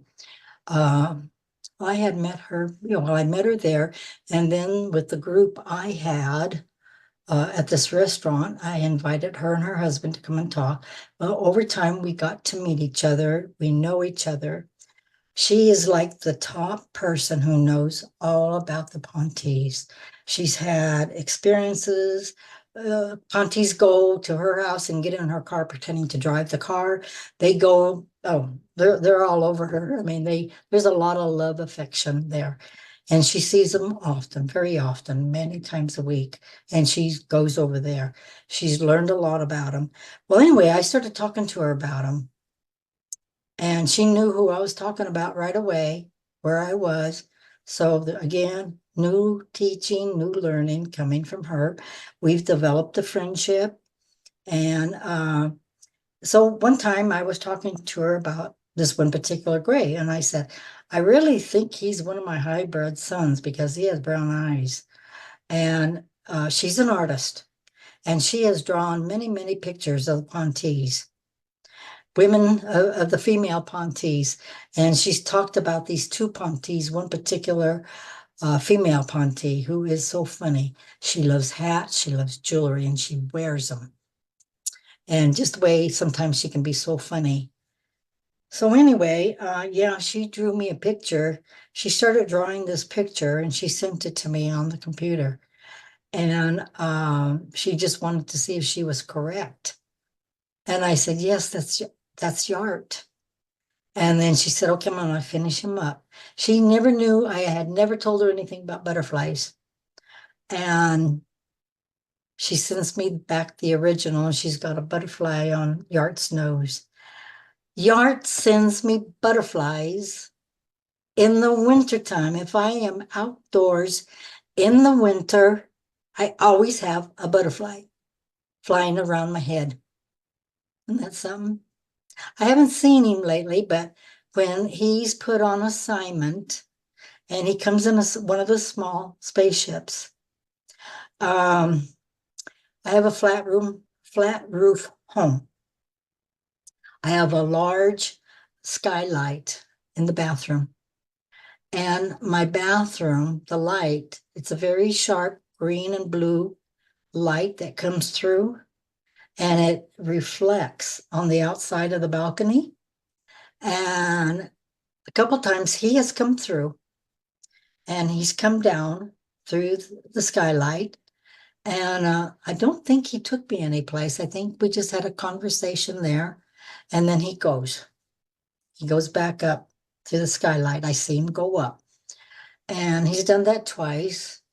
Many times, though, he'll come and the light just reflects in the bathroom and on the outside. And but he doesn't come down. Let's see, what was I going to say? I think that's about it with him. But no, he sends me butterflies. And a lot of times, yeah, I'll hear in my head, I'll be laying in bed. It's always nighttime. And I'll be laying in bed, reading the book or watching TV. Go to your balcony, go outside, and it's him. And yeah, the door will be open, or either I have to open up the door. And the ship comes and it stops right pinpoint to my balcony. We just wanted to say hi, and they'll take off. And a couple times I've hollered at him, "Hey, you didn't take me. You forgot me. Come back." But no, he's done that several times. But just recently, a couple weeks ago, yeah, the bathroom, the light, it's a very sharp, bright green and blue light that reflects, that comes down from the roof. So they I heard their vehicle, something big, land on my roof. And then, the whole bathroom, it's a big bathroom, starts to flex, with the blue and the green lights. And I know it's him, but he doesn't come down. So I don't know where that goes. I guess they're supposed to leave me alone too. Um, Other than that, I have started, I thought, after COVID, that I wanted to have just a time for all abductees here in Albuquerque, and being on the board of New Mexico UFO Paranormal. Yeah, Richard worked with me, the director, and he started posting, it's called Morning Glory Haven. And I've had people call me from Pennsylvania and New York wanting to be in the group, and if I could maybe put it on Zoom.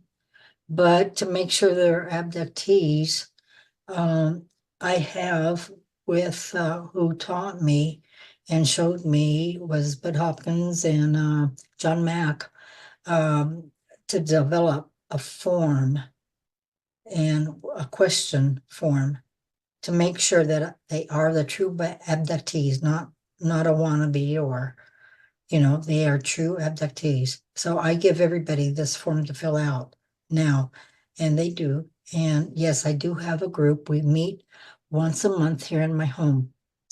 And I've had so much, the ladies and the men saying this is what they needed. And how this came about is because when I was in New York visiting Mr. Hopkins, he had the same thing for me while I was there. And it was just so heartwarming. He had me there when I was still thinking, that I was hallucinating, that it wasn't for real. And it was my awakening, and that's where I got the idea. That's what I want to do. So I've done it. And yeah. So I have finally realized in all the memories that I have gone through, everything that I went through, the memories are still there. The bad memories. And a lot of people yet today, a lot of friends, people I work with, out of this paranormal situation that I work with, I try to still keep it a secret. I can't tell them. That was my big secret all the time at the very beginning of this. It was my secret.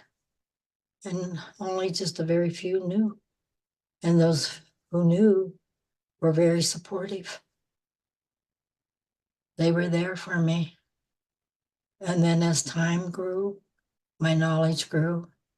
I found a lot of love within this community. A lot of, so very helpful to guide me and to get to know the different species I had been with, knowing this is a forever ending, it never ends universe, and all the planets that they come from. It is real, very real. It happens. It's genetic, it's family lines, for generations back in the same family. And yes, I am seeing that now within my own family. It is genetic.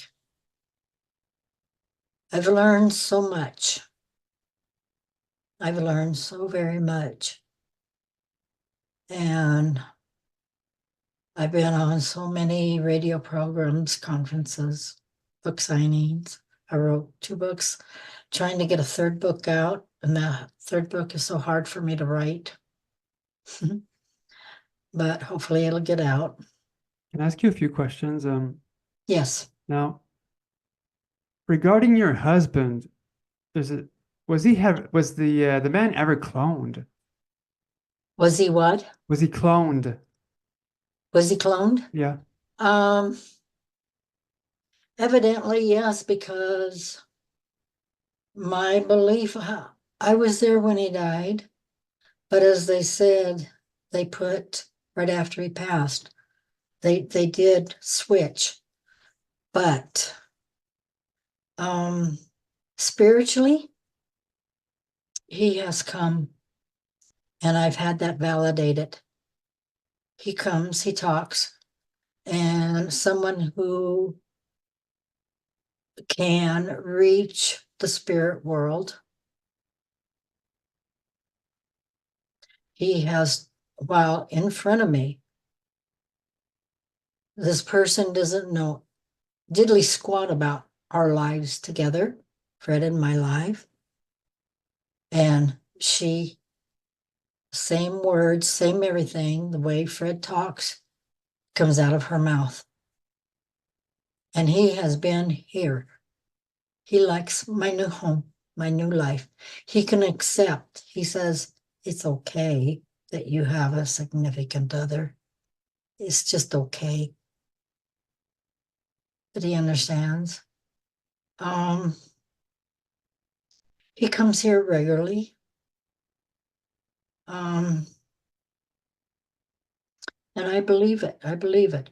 I believe that it had to be a clone. But it was so real.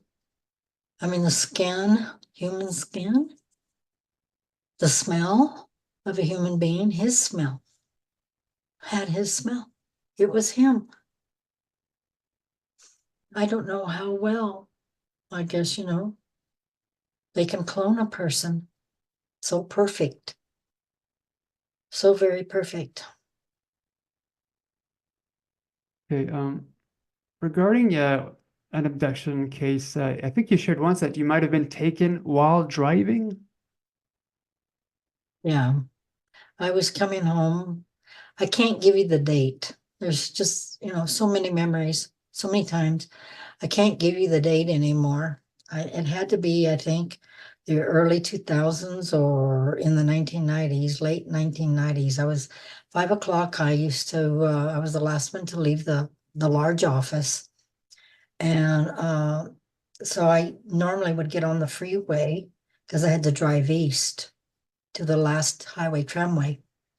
And it was crowded. Many cars were on driving home on the freeway, almost bumper to bumper. Um, I remember being very close to, I had passed Louisiana, which is another main street, going towards Wyoming. And that's all I remember. And woke up, I was on board ship. My car was there. And yes, I had clients with the same explanation that this happened to them. They just lift you up. Nobody ever reported my car going up or anything.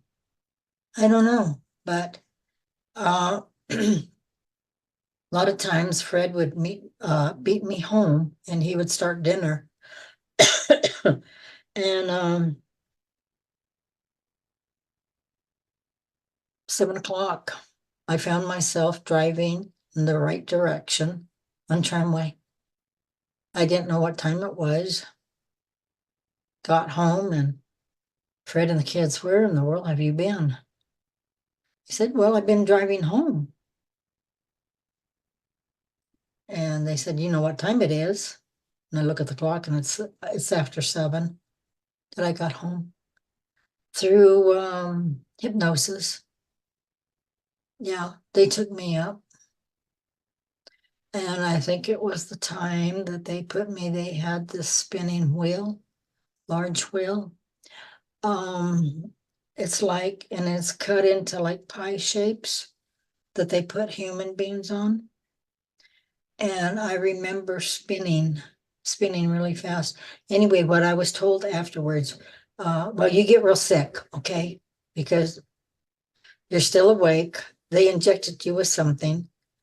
But to see and know that you're going real fast on this pie-shaped cutout wheel, they're trying to do something with your blood and what the blood does within the human organs and all. And I don't remember now if it was the grays or not. But yeah, they spin you for maybe 10 minutes or so, and it goes real fast. And you're hooked up to medical equipment. And what I learned afterwards, yeah, they're studying the condition of your blood, what your body does when you're spinned real fast. And that's what they did. And but they leave you laying there until coherency, till you come back to yourself. And then that's when they put me in the car and down I went. With my clients over the years, I heard of the same scenario. They've been put in the little pie shape spinning thing.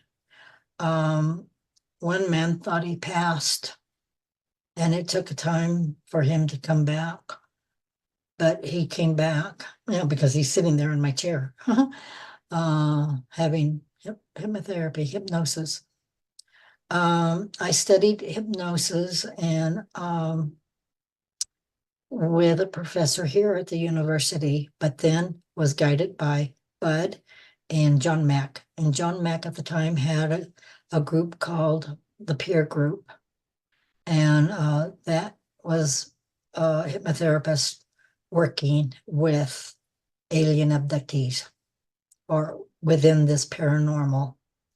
But yes, I never, driving the car, because everything, I thought I was driving, and then, I went black. And evidently they said, they raised me up in that beam.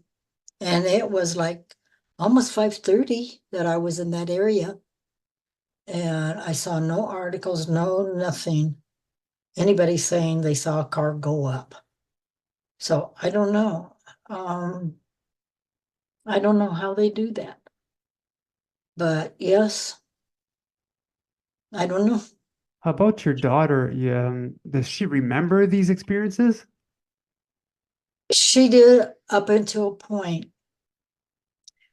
She had an abduction, and she said that I was there with her.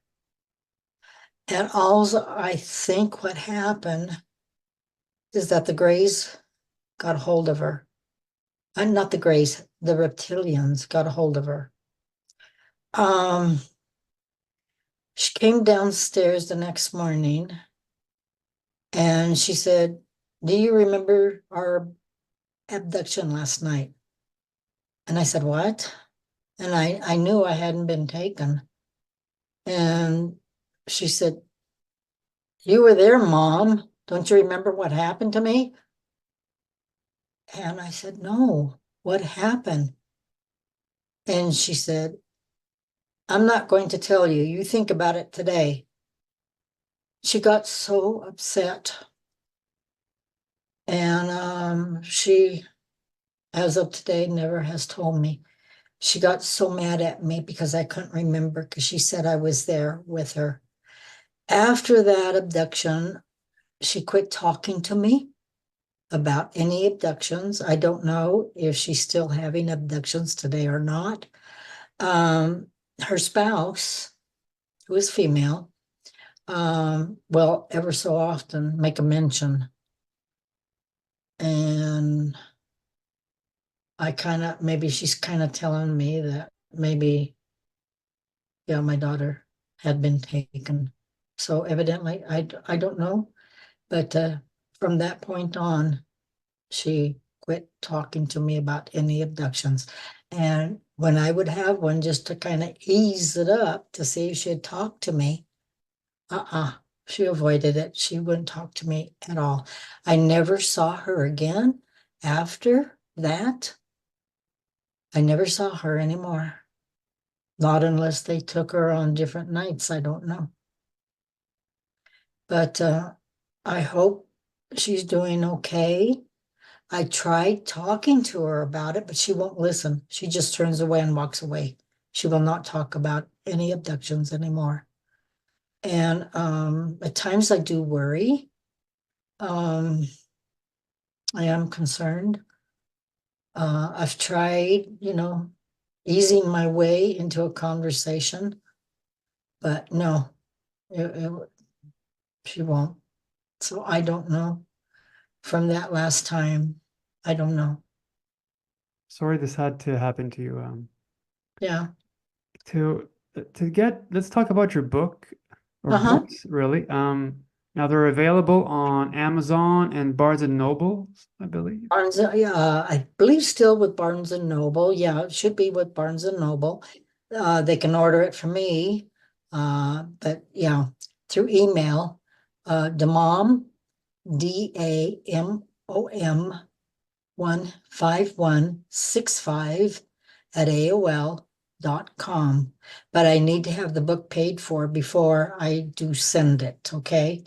And that, yeah, I have sold a lot of books like that. Um, I have sold, I mean, both books, even the first book, 2001, and it is still selling. I get letters, I get emails from abductees from all over, even Japan. It's printed in Japan. One time I got a letter, it's all written in Japan. I had someone, describe it, transfer it into English for me.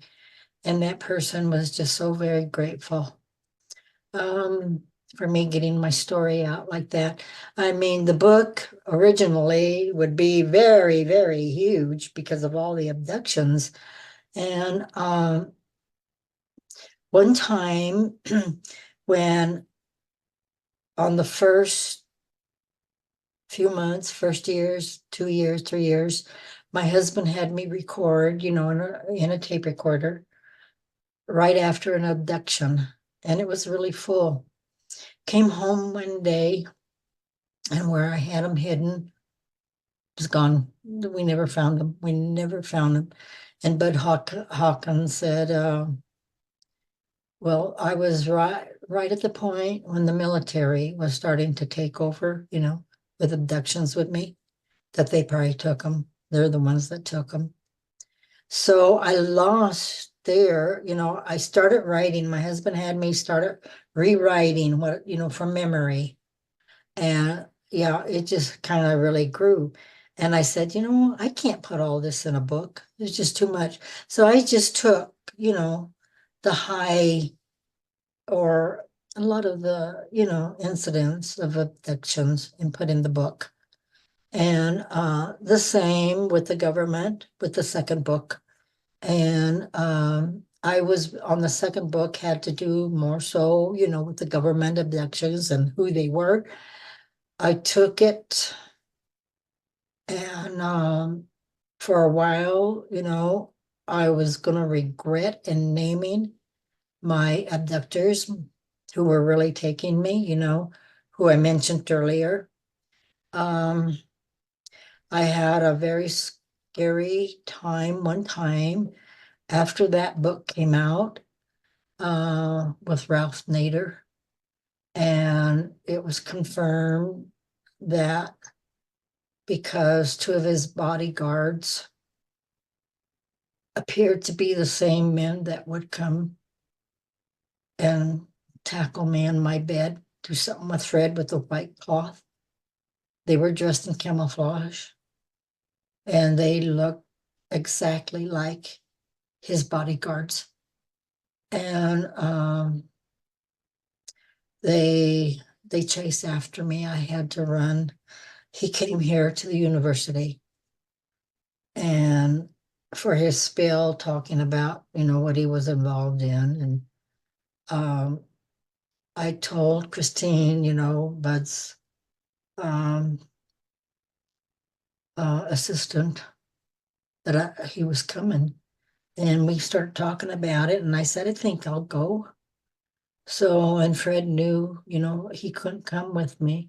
And she wanted me to take somebody for protection. He came here twice.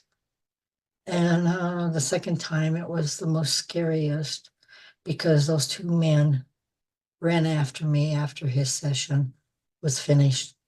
And I knew I made it. I was in a far distance when I saw them. I don't know what they would have done to me.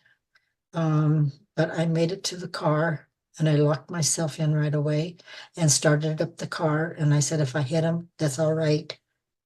And no, they got away from the cars because I pulled out of the parking lot real fast. And then that's when the first cell phones, we had the cell phone. And I call Fred, and he says, okay, just don't come to the office right away. Take another route, to get here. And I called Chris, and yeah, she kind of guided me too. And yeah, I felt for my safety there. Um, yeah, but That's horrible, really. yeah, it's Wow. and what they do. Uh, there was a situation with let's see, Catherine Wilson, Kay Wilson, from Budd Hopkins. He assigned Kay Wilson, and there was a couple of other men who were working with Bud, and they were going to be like our safeguards. And I did meet the man. He did come from San Francisco to visit with me, and he and his wife. And again, after any abductions with the military, I had to contact them and with Kay. And for Kay, they lived in Oregon, her and her husband, and she got a real bad threat. And they were able to leave their home. They went into hiding, and she did contact me. But from the three, well, there was many of them involved, many people involved, because many abductees are male labs. Okay, not just me, but there's many people who are male labs, and some of the treatments are really bad. A lot of them, I was assigned. They try to put you together with another person with the same experiences, almost the same experiences.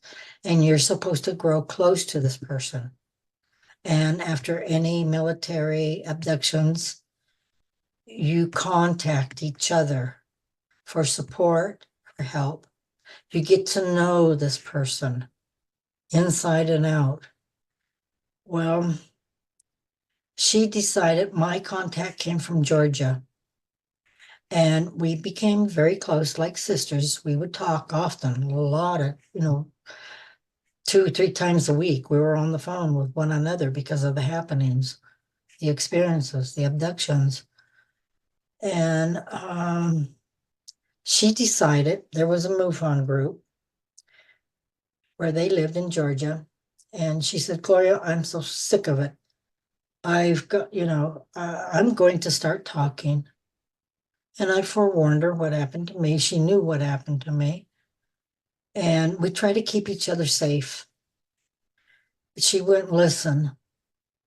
She did go to the MUFON and she opened up everything, her knowledge.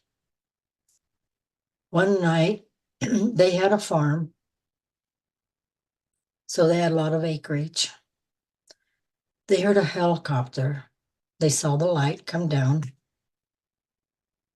these military men broke through their bedroom window, broke the window, got in, and they had a knife. They were so fast, the military men were, that when my friend and her husband got up from bed, those men were already there in their bedroom. One of the men carried a great big knife and held it to her husband's, who was going to cut him.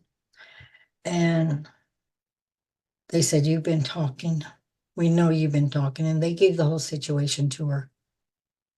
And she said, "Yes."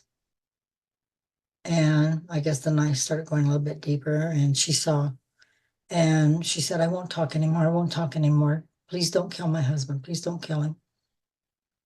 So they released the knife, and they said, "If you don't stop talking, it's both of you are going to be dead." Well, time passed, maybe a month or so, and that instance, that happening made her and her husband furious. They had, let's see, I think their son he had turned 15 or 16. I got to know the kids as she got to know my children. The son, I hadn't heard from her. A couple of days, I hadn't heard from her. A week goes by, I hadn't heard from her. I kept calling, kept trying to contact her through the computer. Letters were returned.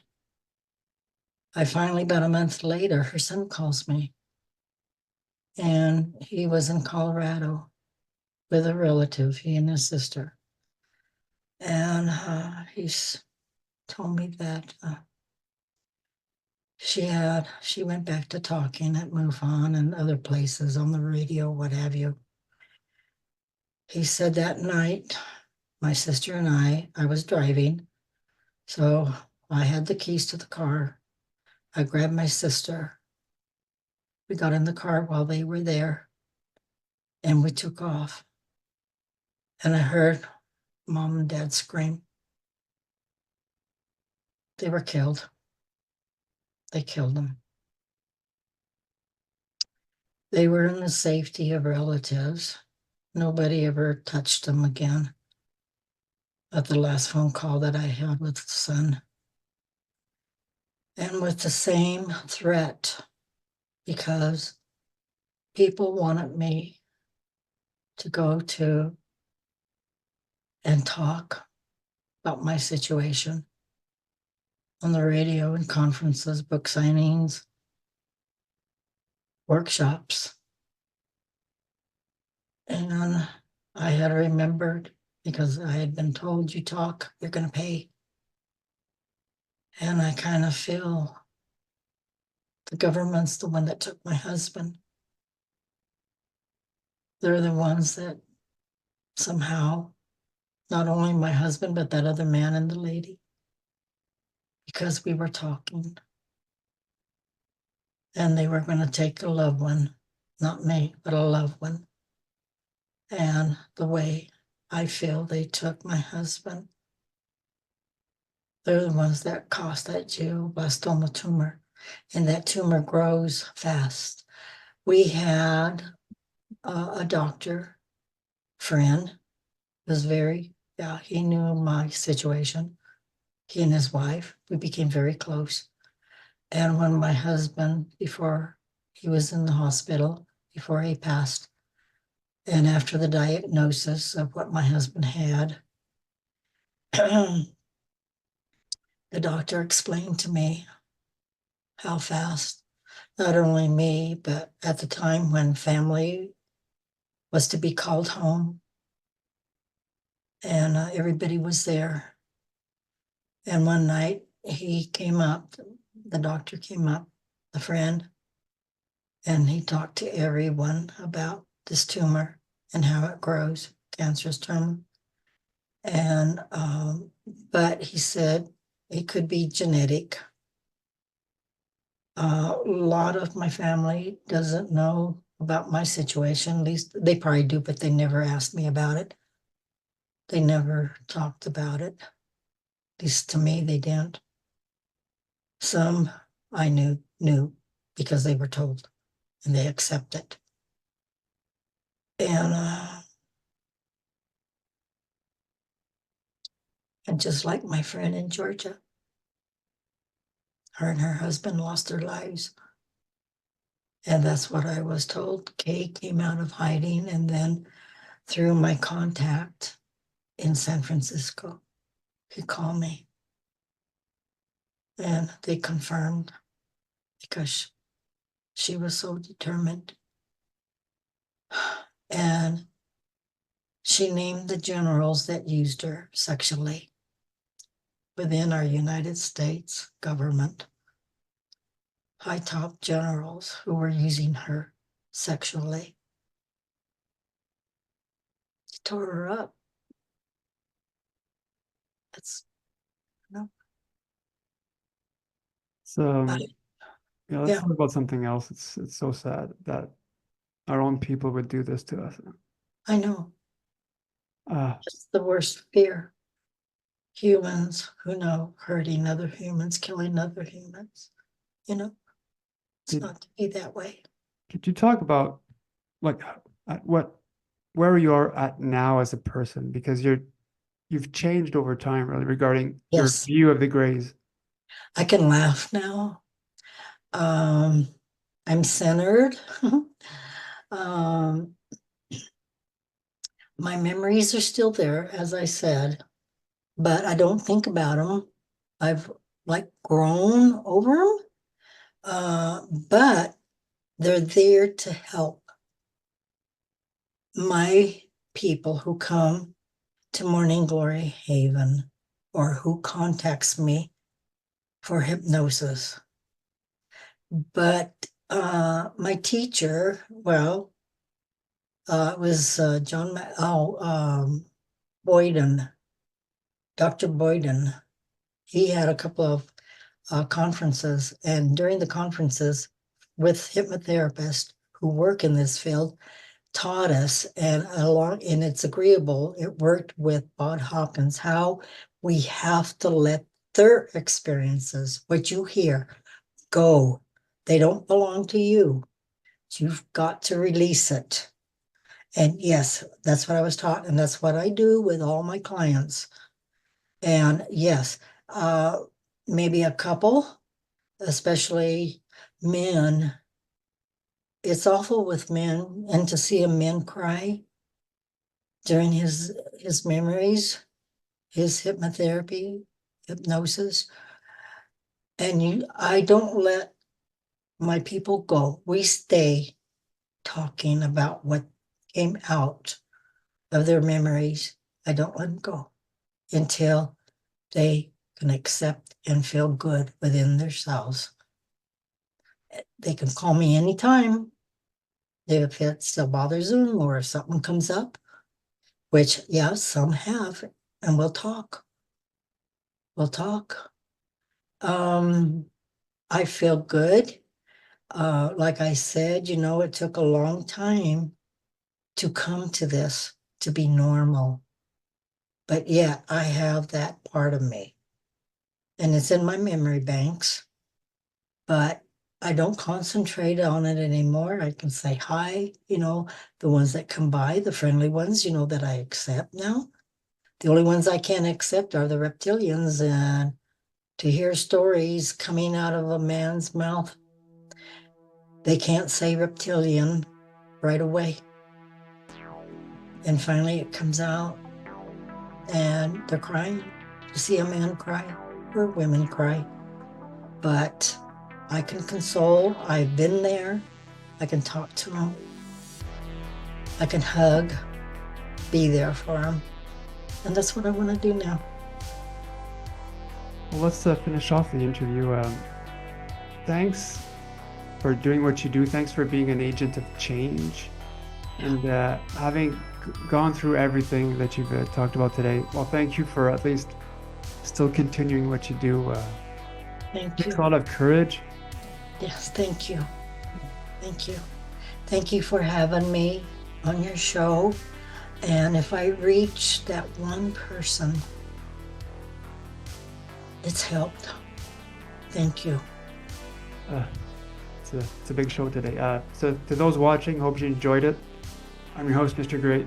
More interviews coming up, and I'll see you guys next time. So, thank you, everyone.